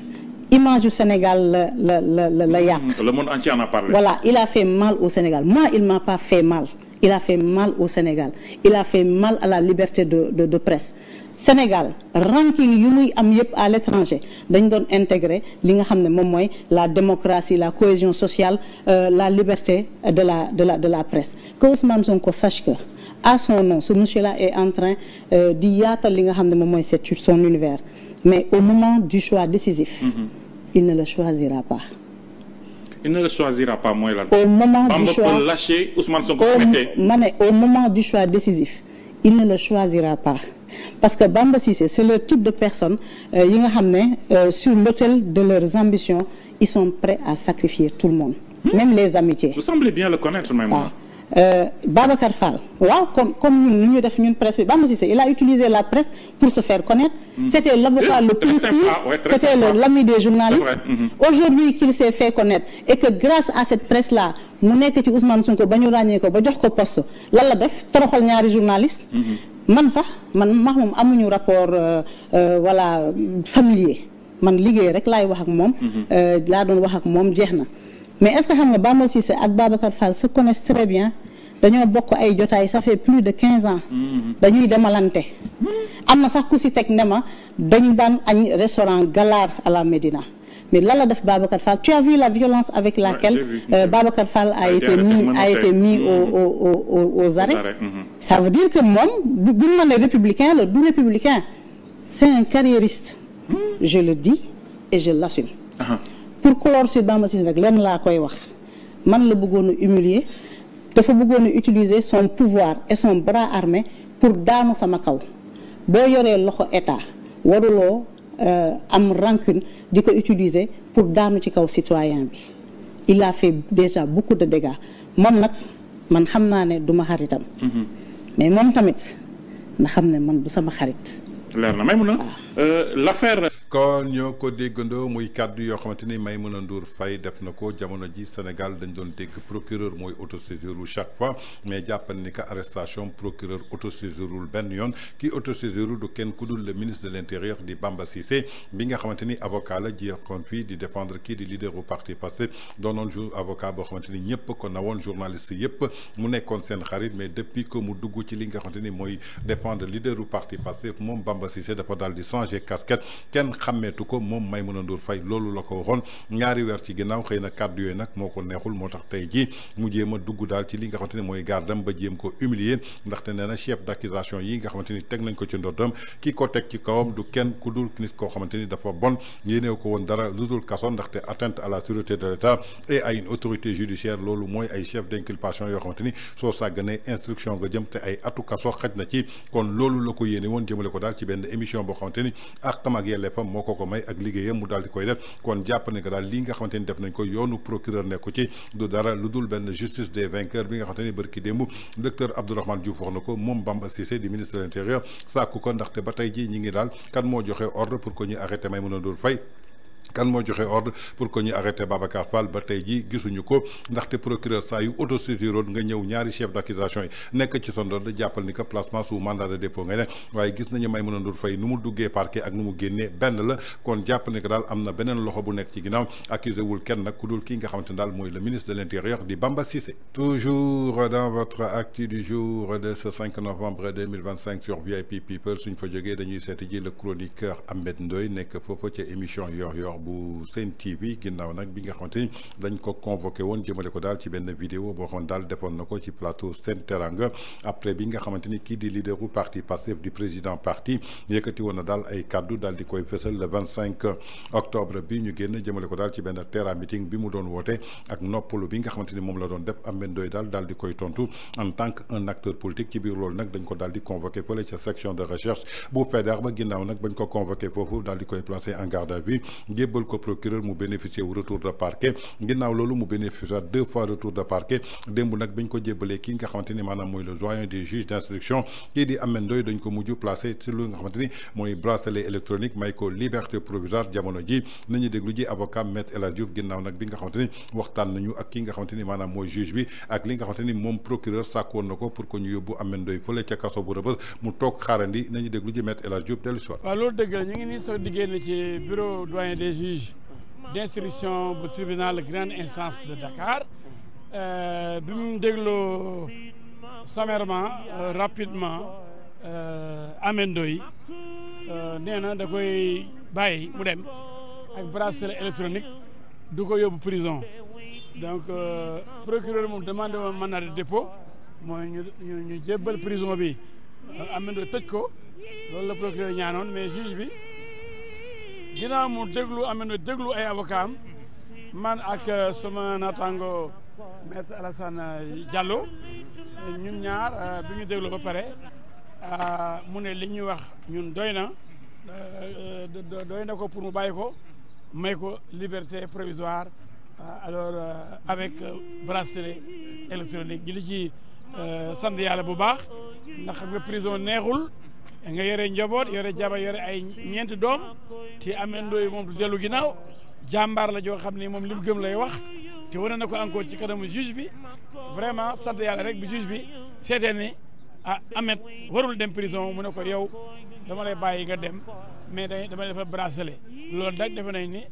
sant yàlla. kon ñoo ko déggandoo muy révélation maître El Hadj Diouf bokkoon ci avocat yi doon défendre kii nga xamante ni mooy le chroniqueur Ameth Ndoye bi nga xamante ni bu mu bénéficié 2 fois retour de parquet démb bi nga xamante ni jàkkaarloo na kii nga xamante ni mooy juge d'instruction bi mujj na ko placé sous bracelet électronique may ko li nga xamante ni daal mooy liberté provisoire ginnaaw loolu nag kii di maître El Hadj Diouf en tout cas li mu sàkkoon daal moom mi nga xamante ni mooy procureur mooy ñu daal di koy yóbbu fële nga xamante ni mooy ca mandat de dépôt mu daal di xaar instruction comme Abdou Nguer Badara Gadiaga waaye juge d'instruction bi dafa mujj inculpé ki nga xamante ni mooy Ameth Ndoye pour benn délit boo xamante daal dañ ko jàppee offense à une personne exerçant tout une partie du prérogative du président de la République muy ki nga xamante ni moo topp ci ginnaaw Diomaye ak diffusion de fausses nouvelles contrairement nag ak li nga xamante ni parquet moom la bëggoon daal muy benn mandat de dépôt boo xamante daal suñu sukkandikoo ci réquisitoire bi introductif dafa daal di sukkandiku daal décider daal di placer ki nga xamante ni mooy Ameth Ndoye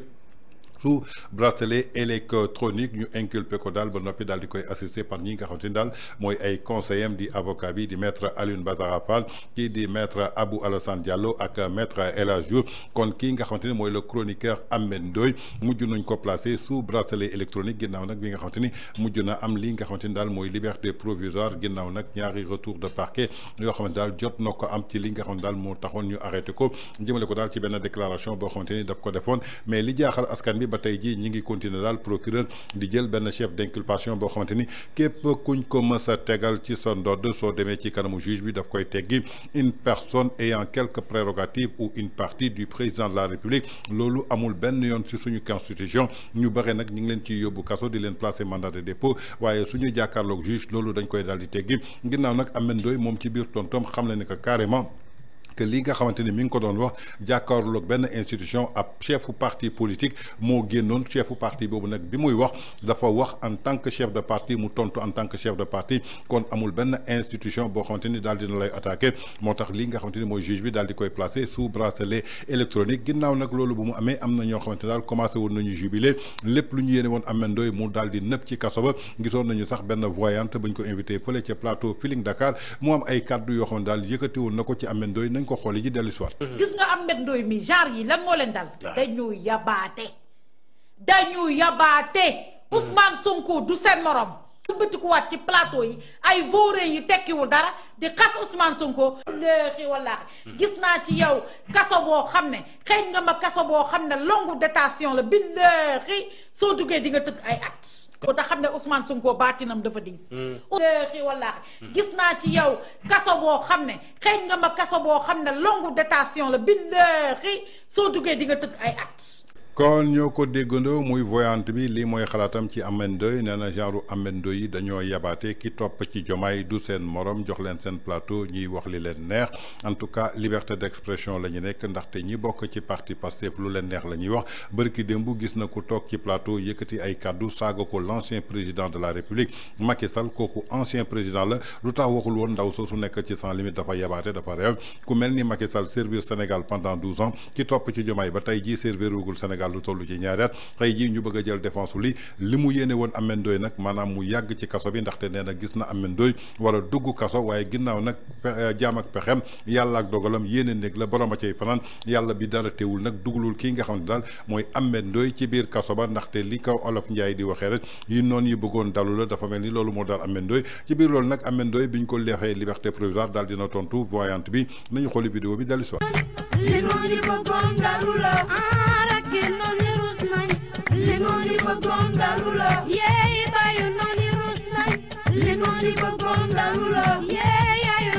kon ñoo ko déggandoo muy li nga xamante ni Ameth Ndoye ginnaaw bi ñu ko placé sous bracelet électronique may ko liberté provisoire dafa mel ni vidéo bu gàtt bi mu def moom la tontoo ñi nga xamante ni mooy ay noonam bokk ci parti bi di Pastef wax bu ñaaw bu nekk yëkkati nañ ko teg ko ci kawam teg nañ ko ci ndoddam won nañ ko méchanceté won nañ ko haine ki nga xamante ni mooy voyante bi moom ay pétawam dañ ko daal di nax ndaxte ne woon na gis na Ameth Ndoye daal ci biir kaso bi waaye juge d'instruction bi nee na ko li nga wax baaxul ndaxte man Ameth Ndoye gisuma ko ci kaso bi ci bracelet électronique laa ko daal di gis moo tax mu bàyyi ko mu daal di libre ndaxte tey jii li nga xamante ni teg na ko ci ndoddu Ameth Ndoye wërki démb Azora Fall fii la taxaw yëkkati saaga ndey saaga ko le président de la République Bassirou Diomaye Faye et pourtant génnul woon def sortie bi et pourtant mën nañu jàpp ni que li Ameth Ndoye wax jëmale ko ci kii nga xamante ni moo topp ci Diomaye moo ko gën a doon institution mooy chef suprême de la nation et pourtant yëkkatiwul woon kàddu boobu kon yaakaar naa ni ñu bëre ñi ngi wax dara taxul ñuy wax dañu bëgg a neexal nit wala di wax loo xamante ni maanaam yëfi naa fay xala en tout cas li am solo ba am solo Ameth Ndoye dañ ko placé sous bracelet électronique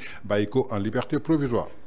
Toujours dans votre acte du jour de ce 5 novembre 2025 sur VIP People TV ba tey dañuy desandi ci libération Ameth Ndoye ginnaaw loolu nag journaliste bi di Momo Cissé bokk ak moom plateau fële ca Yor nekk ca Sen TV moom daal def na ci analyse bu am solo jëmale ko daal ci li nga xamante ni ñu ngi koy toppee Ameth Ndoye su ko comparé nag li nga xamante ni jot na fi xew ndaw soosu nga xamante ni moom ni animatrice mi nekk ca Sans Limite ba mu fi toogee saaga toute une communauté garde à vue sax fekku ko ci tey ji Ameth Ndoye li mu waxal maanaam mooy benn baat rek la yëkkati yow da nga ne da nga sonn alors que dañ lay fay alalu askan bi dañ la fay pour que nga liggéey donc sonn waroo taxaw di ko wax askan bi mu doon nag baat boo xamante ni tey jii suñ ko comparé lu ndaw si wax te dara fekku ko ci est-ce que dañu nekk ci benn justice à deux vitesses làq doom dóor doom wala tey jii li nga xamante ni mooy justice des vainqueurs bi ñuy bañal docteur Abdourahmane Diouf nañu déglu ji chronique u Momo Cissé dellu si waat war boobu dama ne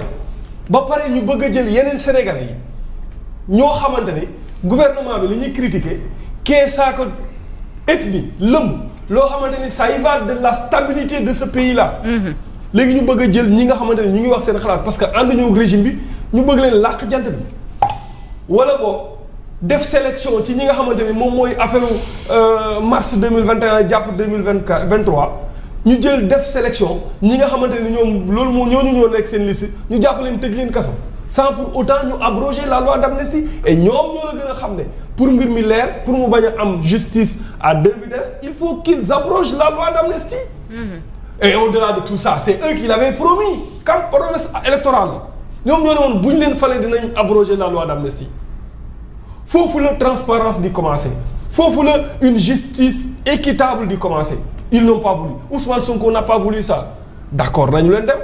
waaye léegi bu ñu demee ba ci kanam mu am ay nit yu nga xamante ne ñooñu dañoo bëgg Ousmane Sonko coûte que coûte ñu dugg ci kaso bi nee naa la ñi nekk ci kaso bi yëpp Ousmane Sonko la ñu amal problème kenn amu ci problème ak Diomaye kenn amu ci problème avec la République ñoom ñëpp benn nit lañ amal problème muy Ousmane Sonko. pour des divergences personnelles. kese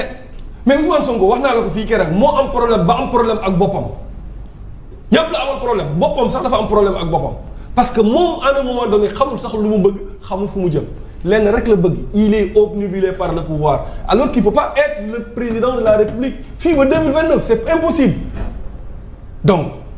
à un moment donné président bu demee ba ci loolu dafay xam ne il faut que je prenne mes responsabilités parce que réew mi nag ay la yéwén dañ koo ñàkk te ñi nga xamante ne ñoom ñoo yore ñooy keno réew mi du ñu bàyyi président di dugg ci li nga xamante ne loolu Ousmane Sonko bëgg di céder ci ay caprice am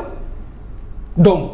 quand tu as un premier ministre capricieux ça va tu prends ta responsabilité léegi nag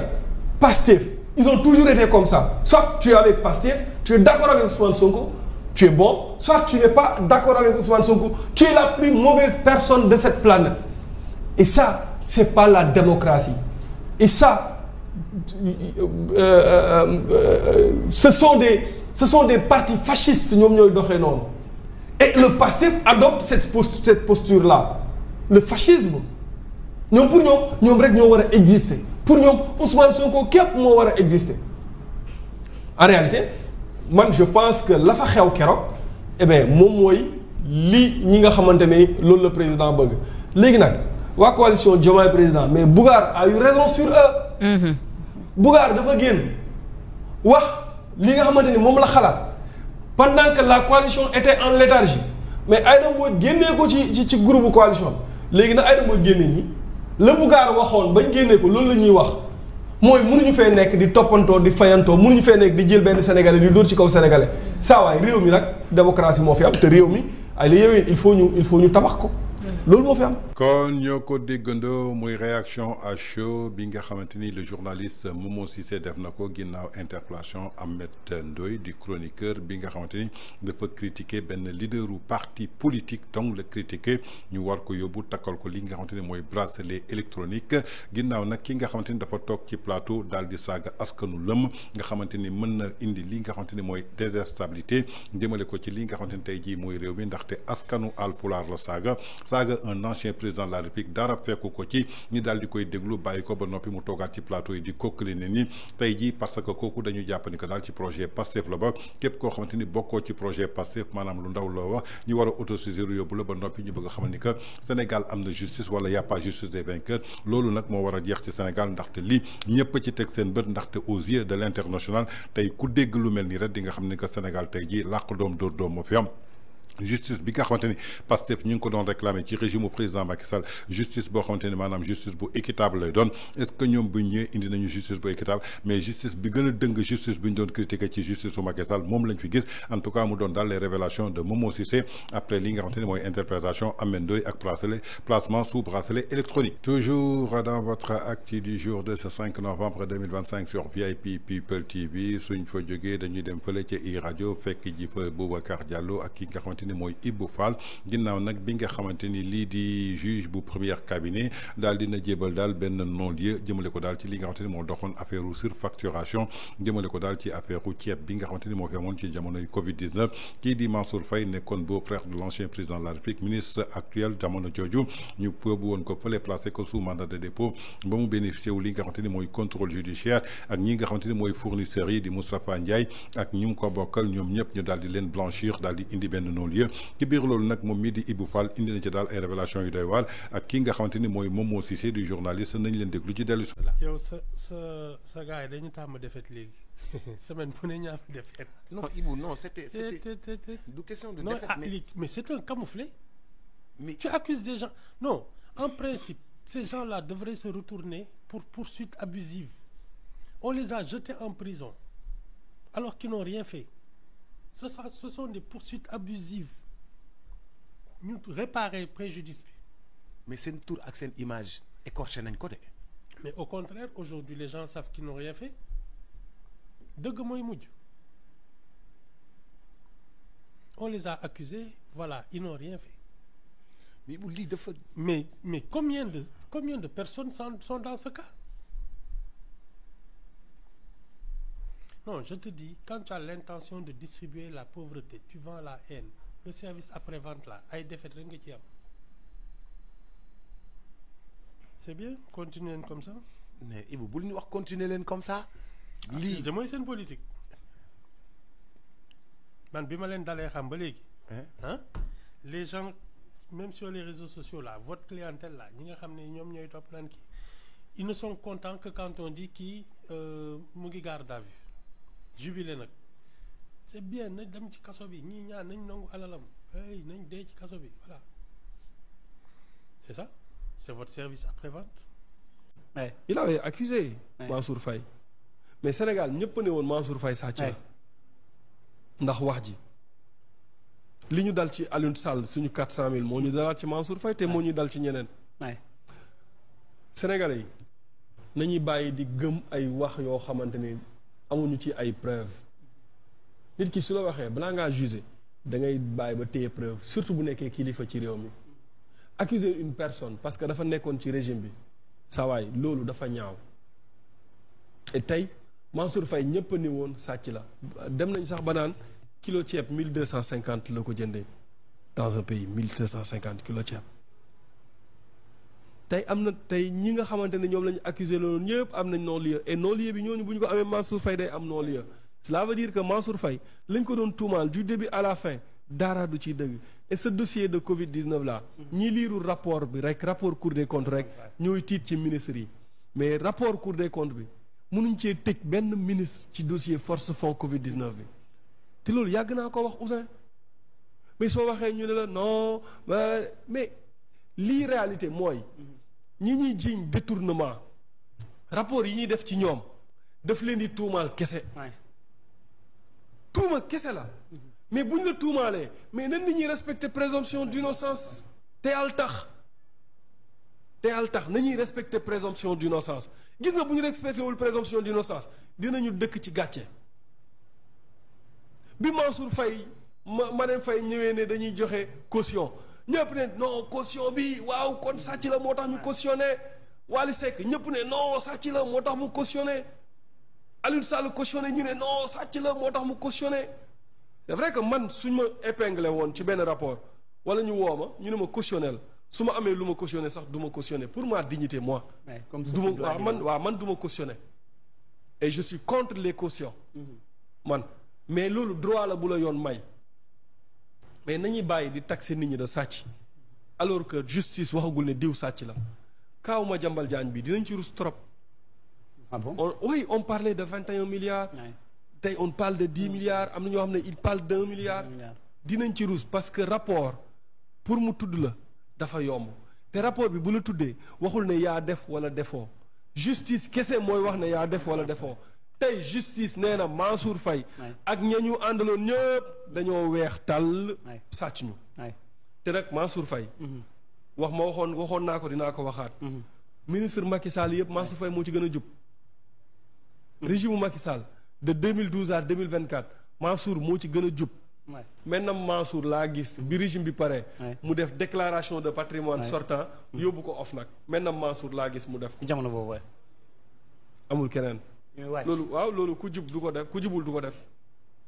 kon nañuy bàyyi di accuser nit ñi gratuit. kon ñoo ko déggandoo muy réaction Ibou Fall ginnaaw bu mu jàkkaarloog Boubacar Diallo ci li nga xamante ni ñu ngi ko doon tuumaal kii nga xamante ni mooy Mansour Faye ak ay fournisseurs am jëmale ko daal ci wàllu surfacturation dem ba ci député bu mel ni Guy Marius Sagna di énoncer ay chiffres yoo xamante ni ku nekk xam na ni que waxi dof la kii di Serigne Saliou Gueye du journaliste toog ci plateau ne Mansour Faye dafa surfacturé kilo ceeb daal di koy jaayee à 125 000 francs CFA saako 50 kilos à 6 250 000 tey jii ba ñu demee ci kanamu juge dafa daal di blanchir ñoom ñëpp kii nag di Ibou Fall jàpp ni daal régime parti Pastef dafa mel ni daal ñoom dañu abonné aux échecs muy abonné aux défaites à chaque fois que ju tuumal nit su taxawee ci kanamu juge bi daal di leen weddi teg leen fële dafa mel ni daal ñoom défaite wala du gàcce ci ñoom ndaxte tey jii li nga xamante ni ñu ngi koy def jëmale ko ci wàllu justice du priorité mooy plan de redressement économique bi fexe ba économie Sénégal daal di suqandiku économie Sénégal daal di jóg loolu moo ëpp solo jëmale ko ci kii nga xamante ni mooy journaliste bi di Momo Cissé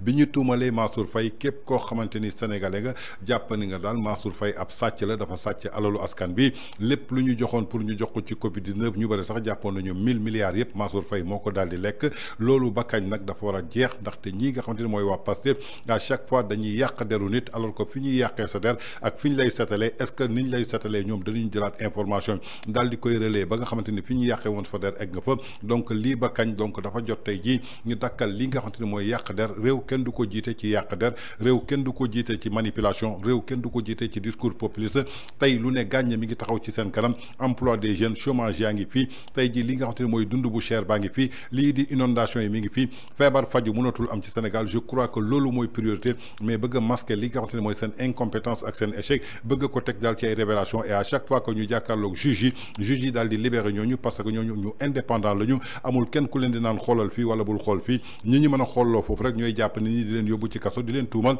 kon loolu dafa war a jeex fii muy li nga xamante ni mooy non-lieu bi nga xamante ni jot nañ ko teg daal ci ndoddu Mansour Faye ak ñi nga xamante ni ñooy fournisseur toujours dans votre acte du jour de ce 5 novembre 2025 sur VIP People TV suñ fa jógee dañuy dem seeti ji le chroniqueur l'opinion libre Pape Matar Diallo ci télévision Walfadjri ginnaaw nag bi nga xamante ni réew mi ngi ci ay jafe-jafe yu doy waar réew mi ngi ci dund bu cher réew mi ngi ci chômage boo xamante ni foo ko natt foofu la yem réew mi ngi ci parents d'élèves yoo xamante ni mënuñu inscrire seen ay doom jamono jooju ki nga xamante ni moom la ñu dénk gouvernement bu Sénégal nee na dafay woote daal li nga xamante ni mooy terra meeting ba ñuy ciy amal daal ay bernde nationale alors que jamono ji am na ñoo xamante ni suñu añee duñu reer am ñoo xamante ni suñu xeexee duñu ndekki moom Pape Matar Diallo nag daal dina attaqué sévèrement ki nga xamante ni mooy leaderu parti Pastef jëmale ko daal ci li nga xamante ni mi ngi koy woote donc ce qui veut dire que askan bi ñoru ko moom daal jàppee na ko daal benn gàcce la daal boo xamante ni dañ ko gis jamono ji Pastef bëgg a donc di feetu jamono ji nga xamante ni tey ji askan bi ñi ngi daal di souffrir tey ji suñu sukkandikoo ci chômage massif bi misère boo xamante ni bu silencieux la jeunesse bi nga xamante ni dañ leen abandonné alors que sénégalais yi ñi ngi xeex suba ngoon guddeeg bëccëg pour suivre gouvernement bi di préparer benn meeting comme li nga xam daal mooy réew mi tey jii dafa nekk ci urgence sociale jàpp ne que daal loolu gàcce la tey jii lu toll ni que Pastef toog di feetu jamono ji nga xamante ni seen peuple ñu ngi souffrir mu doon ay images récentes yoo xamante ni gis nañ ko ci ay fil yu interminable jëmale ko daal ci ay jeunes yoo xamante ni ñu ngi yor seen CV jëm ci ki nga xamante ni maanaam ab xeesal lay defar daan soxla juróomi employé ñi gis fa lu toll ci ay 1000 personnes ñëw taxaw ci buntu bi loolu rek war na jox signal li nga xamante ni mooy gouvernement bi xam ne ni que dëkkam su neexoon tey jii ndawam yi duñu wëri nii ki nga xamante ni mooy Jojo Gross ci kanamu benn boutique boo xamante ni daal ab xeesal lay def jëmale ko daal ci ay faits divers yoo xamante ni amul benn yoon li nga xamante ni tey jii mën nañ ci seetu mu doon daal benn drame national donc gàcce bi nga xamante ni tey jii Pastef war nañ ko xam waruñu xalaat benn yoon di toog di feetuwu lii di chômage bi nga xamante ni tey jii doon na loo xamante ni benn donnée abstraite la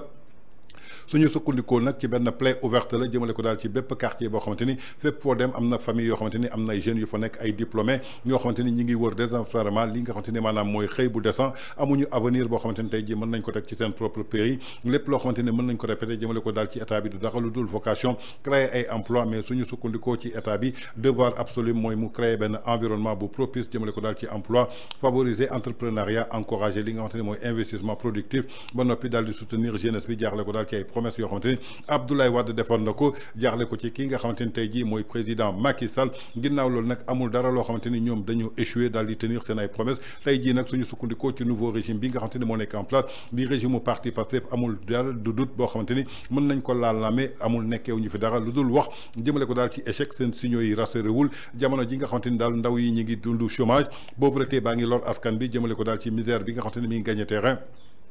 débat public bi ñu enlisté ko jëmale ko daal ci ay querelle politique politicienne mu doon ay calcul personnel ay spectacle yu inutile ñuy wax ay meeting yoo xamante ni tey jii amul benn statut boo xamante ni tey jii réew boo xamante ni mën na jouer benn stade jëmale ko daal ci ay coups yoo xamante ni ay slogan la ci ay cris de foule yoo xamante ni daal amul benn njëriñ ñuy attardé wu daal ci ay dates yoo xamante ni amul benn njëriñ tey jii suñu mënee sukkandiku ci benn meeting boo xamante ni moom leaderu parti Pastef en tant que premier ministre moom la bëgg a woote amul dara loo xamante ni mën na ko foox lu dul ay cadre institutionnel pour que ñu mën a taxaw daal di choisir benn place publique boo xamante ni tey jii amul dara loo xamante ni tey jii bu lañ ko wax lu dul politique mais réew mi soxlawul loolu ay action la soxla ñu mobiliser ay nit jëmale ko daal ci ay journée yoo xamante ni tey jii amul benn yoon boo xamante ni daal ñi ngi chanter di fecc maanaam ci ay slogan yoo xamante ni daal ay école ñi ngi manqué li nga xamante ni mooy ay table bon ay hôpitaux di manqué ay lal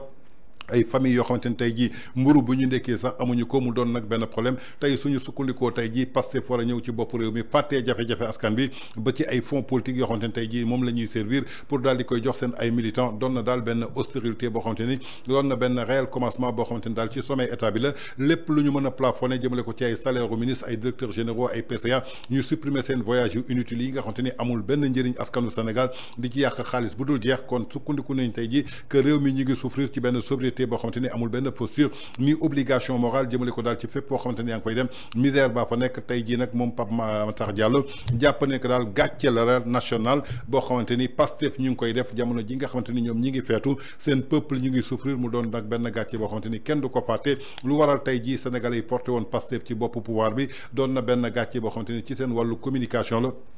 ci gouvernance sénégalais amul dara lu ñu doon xaar ci ñoom lu dul diggé yoo xamante ni diggé woon nañ ko du liggéey du lekk du dund du dignité du justice lépp loo xamante ni respect la peuple bi mérité wul benn yoon tey jii Pastef di leen teg li ñu leen teg ginnaaw bi ñu leen manipuler mérité wu ñu benn état boo xamante ni dafay soigné wu jëmale ko daal ci ay forme ba noppi daal di protéger benn état boo xamante ni dafa nekk en parade lépp loo xamante ni dafa nekk ci fond wu Sénégal lu ñu soxla mooy meeting ba nga xamante ni amuluñu benn njëriñ en tout cas lu ñu bëgg ñu doon ñu ay nit yu conscient jël dëgg daal di koy teg jël seen courage afin que dirigeants yi doon ñu capable pour mën a xool le peuple sénégalais ci biir bët sans que ñu baissé li nga xamante ni mooy seen bopp muy Pape Matar Diallo opinion libre di éternel indigné en tout cas xas na ba ràpp ñi nga xamante ni mooy Pastef ci seen méga meeting xawma terra meeting bu ñuy organiser le 8 jamono ji nga xamante ni ñoom ñëpp ngi am salaire nekk ci ay privilèges askan bi di souffrir ñoom nee nañu dañu tallu dem feetu ji fàtte seen askan bi nga xamante ni ñu ngi sombré wu dans le noir. Toujours dans votre acte du jour de ce 5 novembre 2025 sur VIP People TV suñ fa jógee dañuy dem daal ci clash bi dox daal ci mouvement bi di rappel à l'ordre diggante Karim Xrum Xax ak ki nga xamante ni mooy Zapata depuis un certain temps ñi ngi gis daal benn guerre interposée ci diggante Zapata ak ki nga xamante ni daal mooy Karim Xrum Xax ñoom ñi nga xamante ni ñoom ñoo tegandoo woon benn mouvement muy rappel à l'ordre dafa am daal ay coow yoo xamante daal jub na ci ba ñu mujj diviser daal li nga xamante ni mooy mouvement bi rappel à l'ordre ñu daal di ciy gis daal ñaari logo en tout cas kii di Karim Xrum Xax bi mu jàkkaarloog Penda Badji fële ca Sénégal 7 indi na ci ay leeral nañ ko déglu ci dellu soit à l'ordre bi nga xamante ni yaa ko bokk ak ñeneen kenn ràññewu ci sax ndax yaa ko moom wala yaa ko jiite wala yaa ko créé wala yaa ko initié en tout cas mouvement la bu nga xam ne ñëpp yéen a ko bokk donc ngeen créé ko au départ ngeen tuddee woon ko rappel à l'ordre fan yi gis naa ni changé ngeen logo bi gis naa ni tamit def ngeen ci rappel à l'ordre du peuple léegi mu am ñaari rappel à l'ordre ngeen woote fii ñee woote fii lan mooy problème bi non Penda tey nag naa wax loo xam ni peut-être j'avais pas voulu di ci exprimer wu quoi mais xam nga comme demee na nii dafa am lu bëri lu ma doon éviter parce que dama doon gis ni priorité la mooy li ma doon démb dañu am priorité quoi dañu am comme li naan ñun dañoo teg cin ku teg cin doo génn waañ bi amuñu jot ndax Pastef li fi nekk nii bu ñu leen bàyyee liggéeyu 60 ans la ñuy yàq li ñu amoon ku suk tuuti xeeb ko ñoom la ñuy yàq moo tax man damaa teg ci nit ñi ci waañ bi tiim cin bi léegi loolu moo taxoon ma jàpp ni yenn yi ay détails la mais gis naa ni des ennemis yoo xamante ni même ils sont sax même pas du pouvoir ñii nga xam ni pouvoir boo nekk si ginnaaw c'est des infiltrés am na si ñoo xam loolu da leen a arrangé est-ce que dégg nga lu si bu baax.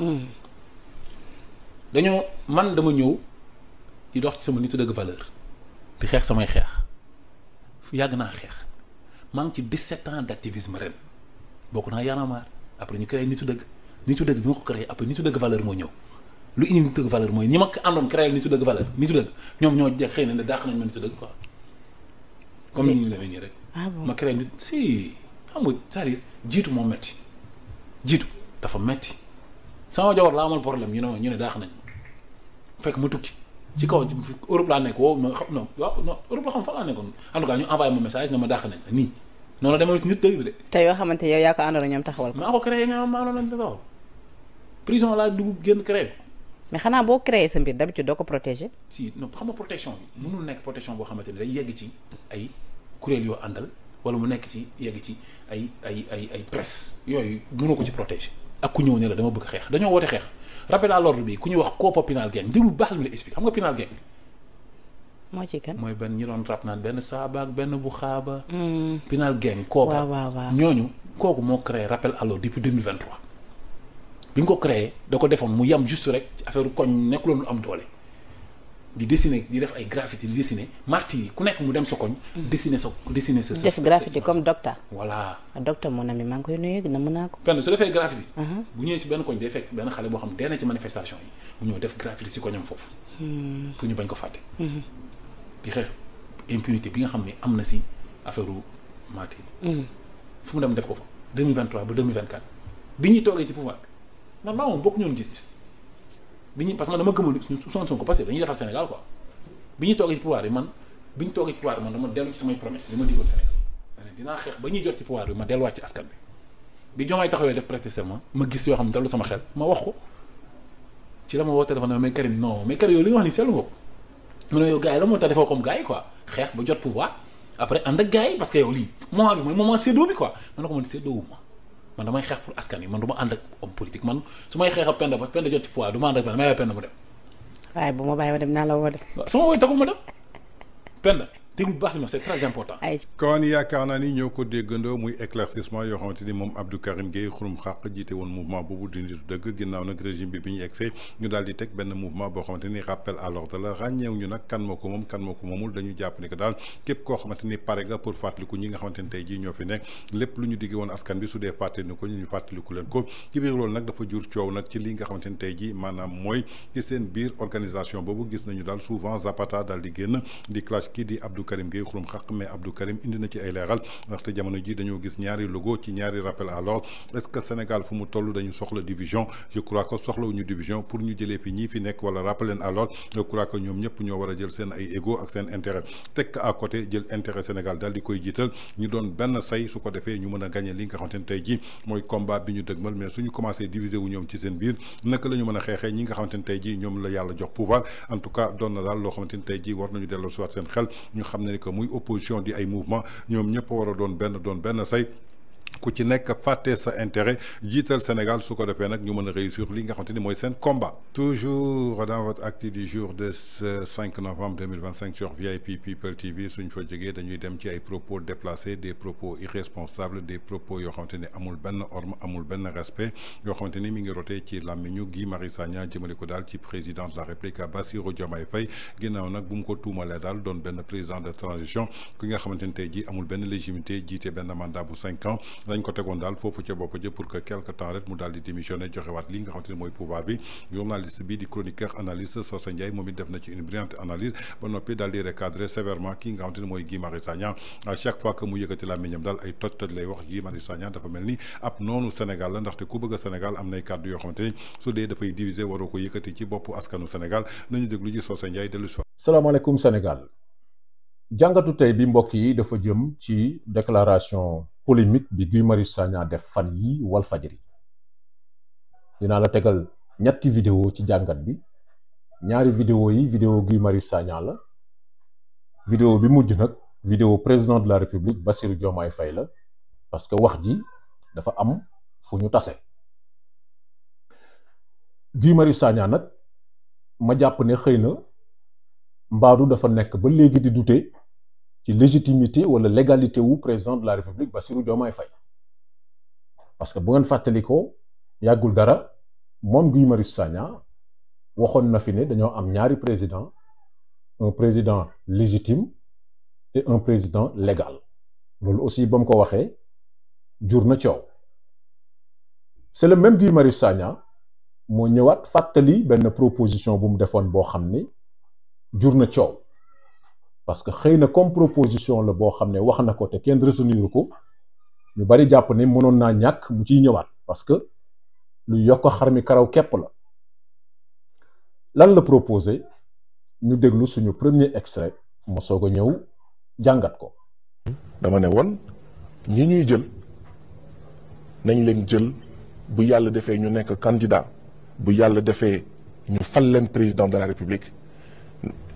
d'accord nañ leen na leer nañ ci ne. c'est pour 6 mois 8 mois 12 mois wala 1 an et demi. d'accord. point. Gérer les affaires urgentes. mais corriger li nga xam ne moom la ñu war a corriger ci biir loolu bépp xeetu tappale boo xam ne moom la ñu def pour tere Ousmane Sonko nekk candidat. wala ku mel ne moom. voilà ak ku mel ni moom. ñu dindi ko ñu corriger ko. ma jàpp ne nag c'est une idée dangereuse impopulaire et irréfléchie heureusement que ça n'a pas été retenu parce que nag ay la yéwén Sénégal tollul ci instabilité bu tax ñu naan un président de transition parce que réew yi am président de transition mooy réew yi génn ci guerre wala réew yi nga xam ne dañoo nekk ci instabilité institutionnelle bu metti boo xam ne faaw ñu am koo xam ne mooy ñëw régler affaire yi ba ñu mën a tàmbaliwaat le jeu démocratique Sénégal nag yàlla suturaal nañu ba instabilité bu ñu toll amul ci réew mi la preuve le président de la République Bassirou Diomaye Faye a été élu démocratiquement par les Sénégalais kon jàpp ne war nañoo mën a am président de transition parce que dañoo war a régler problème mu benn nit je pense que c'est très dangereux et su boobaa aussi faaw ay loi am ci te xam ngeen ni loi waruñu koo tënk pour régler le problème d'une personne loi buñ koy wax problème mu sénégalais yépp la war a régler loolu moom moo tax ñu naan loi dafa war a am une portée générale kon loolu mooy benn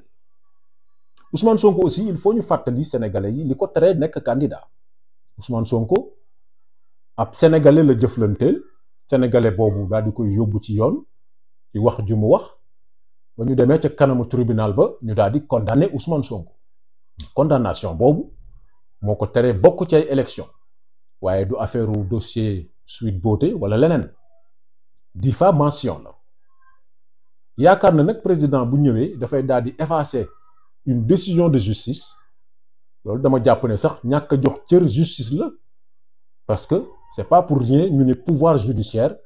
ak pouvoir exécutif ku ñu condamné aussi président de la République ñaar rek la ci mën a def benn mooy ñu gracier mu gracier ki ñu condamné wala mu amnistier les faits comme loi d'amnistie bi fi Macky Sall bàyyi avant muy dem kon loolu moom mooy première jàngat bi mooy dellu nag di laaj mbaadu Guy Marius Sagna ba tey dafa nekk ci doute ci légitimité wala légalité wu président de la République Bassirou Diomaye Faye ñaareelu vidéo bi ñu déglu ko ma soog a ñëw faram-fàcce. bu boobaa kenn du am naan waaw xam nga président Diomaye Faye xam nga déedéet yàlla yow la tànn da ko jaarale rek ci Ousmane na nga fees dell ci fauteuil bi. loolu lañ koy wax. ñii dem ci premier ministre Ousmane Sonko ne ko gis nga de yow yaa ko tànn. fi mu toog yaa ko fa teg. voilà mu jur ak yeneen ak yeneen. or bu ñu corrigé woon lu ñu corrigé mu leer nañ duñu situation bi xëy na du demee nii kenn du wax naan d'accord il y a un problème entre voilà bon loolu moo nekkoon sama avis. d'accord waaye Guy Marius Sagna dafa fàtte ni problème boobu Bassirou Diomaye Faye président de la République ci boppam wax na Sénégalais yi ban solution la ci adopté mook Ousmane Sonko président de la République biñ ko falee ba mu def 100 jours ci boppu réew mi am na lu mu fàttali bi ñu nekkee ci prison bi moom ak premier ministre Ousmane Sonko. le premier ministre du woon sama xarit ah du woon sama xarit de déedéet mais avant ñuy génn kaso bu ñu commencé may ñu pour ñu togg ci lañ waxtaan ci situation bii nit ñi di wax. kon ñoo ko déggandoo muy décryptage bi nga xamante ni l'analyste Socé Ndiaye def na ko ci déclaration bi Guy Marius Sagna def ginnaaw bi mu jàkkaarloog Moustapha Diop foofa ca Walfadjri jëmale ko daal ci président Bassirou Diomaye Faye ab président de transition rek la woon donc li nga xamante ni mooy transition bi jot na dafa war a démissionner su ko defee ñu organiser ay élection kii nga xamante ni moo topp ci Diomaye daal di jiite li nga xamante ni mooy réewu Sénégal moom mii nga xamante ni mooy Socé Ndiaye def na ci daal jàngat bu am solo mu doon idée boo xamante ni bu dangereuse la ñu daal di koy indi di ko teg ci li nga xamante ni mooy place publique bi bu mu fàttee ni que Sénégal élection libre et démocratique moo fi am un mandat de 5 ans renouvelable de 5 ans kon amul kenn ku ñuy fal fii nga xamante ni mooy président de transition parce que nekkuñu ci crise nekkuñu ci coup d'état comme yeneen dëkk yu mel ni Mali yu mel ni Guinée yu mel ni woon tey ji ay Niger ay Burkina Faso Sénégal démocratie moo fi mës a am kon dañu war a respecter démocratie boobu respecter ponk yooyu ndaxte loolu tey jii bés bu ñu ko defoon loolu mooy haute trahison 54,28% bi ñuy fal Bassirou Diomaye Faye la ñu fal ba muy waat ci kanamu conseil constitutionnel pour un mandat de 5 ans la fal kon moom tey jii su démissionné woon yi def gouvernement de transition loolu la ñu mën a toppee lii di haute trahison parce que trahir na tey jii ñu ko faloon pour juróomi at ba noppi daal di saccagé li nga xamante ni maanaam mooy république bu Sénégal kon doon na ay idées yu dangereux yoo xamante ni moom Guy Marius Sagna yëkkati na ko ñëpp pare nag jàppee daal manque de responsabilité ak immaturité jëmale ko ci ay propos yoo xamante ni daf ko yàgg wax gis nañu démb Yoro Dia daal di koy tontu beneen collectif daal di judd pour porter ko plainte kon jàpp nañ que Guy Marius Sagna la prochaine fois balaa muy wax na respecter les Sénégalais su dee jàppewul boppam Sénégalais aussi moom la concerné mais na respecter Sénégalais yi respecter suñu constitution respecter suñu peuple un but une fois ba noppi bañ a yëkkati ay kàddu yoo xamante ni tey jii dafay froisser li nga xamante ni mooy suñu dignité république en tout cas mu doon daal des révélations yoo xamante ni moom Socé Ndiaye recadré woon na bu baax a baax kii di Guy Marius Sagna. Merci beaucoup, c'était tout pour votre actu du jour. Quant à moi, je vous retrouve la prochaine fois. guddi gi maam moomee guddi gi ñoom ñoo ko moomee mbay guddi gi yàgg na neex na te metti na te dëgër na kaj loolu affaire bu garaaw la xale xamu ko loolu dafa am miel am plante boo xam ni su guddi gi xaajee la tudd dañ ne 45 minutes avant laalal ñaari cuillère boo laalee ñaari cuillère xoolal da ngay bëri doole da ngay bëri doole guddi gi neex lool yàgg lool livraison à domicile c'est possible kon li may wax xam ngeen lan la miel la ak ay plante loolu nag mi ngi jugee Paris mi ngi tudd la nuit nous appartient wooteel 77 751 59 59 ñi ngi bàyyeekoo Sacré-Cœur 3 ñu livré la ko yée guddi gi day neex lool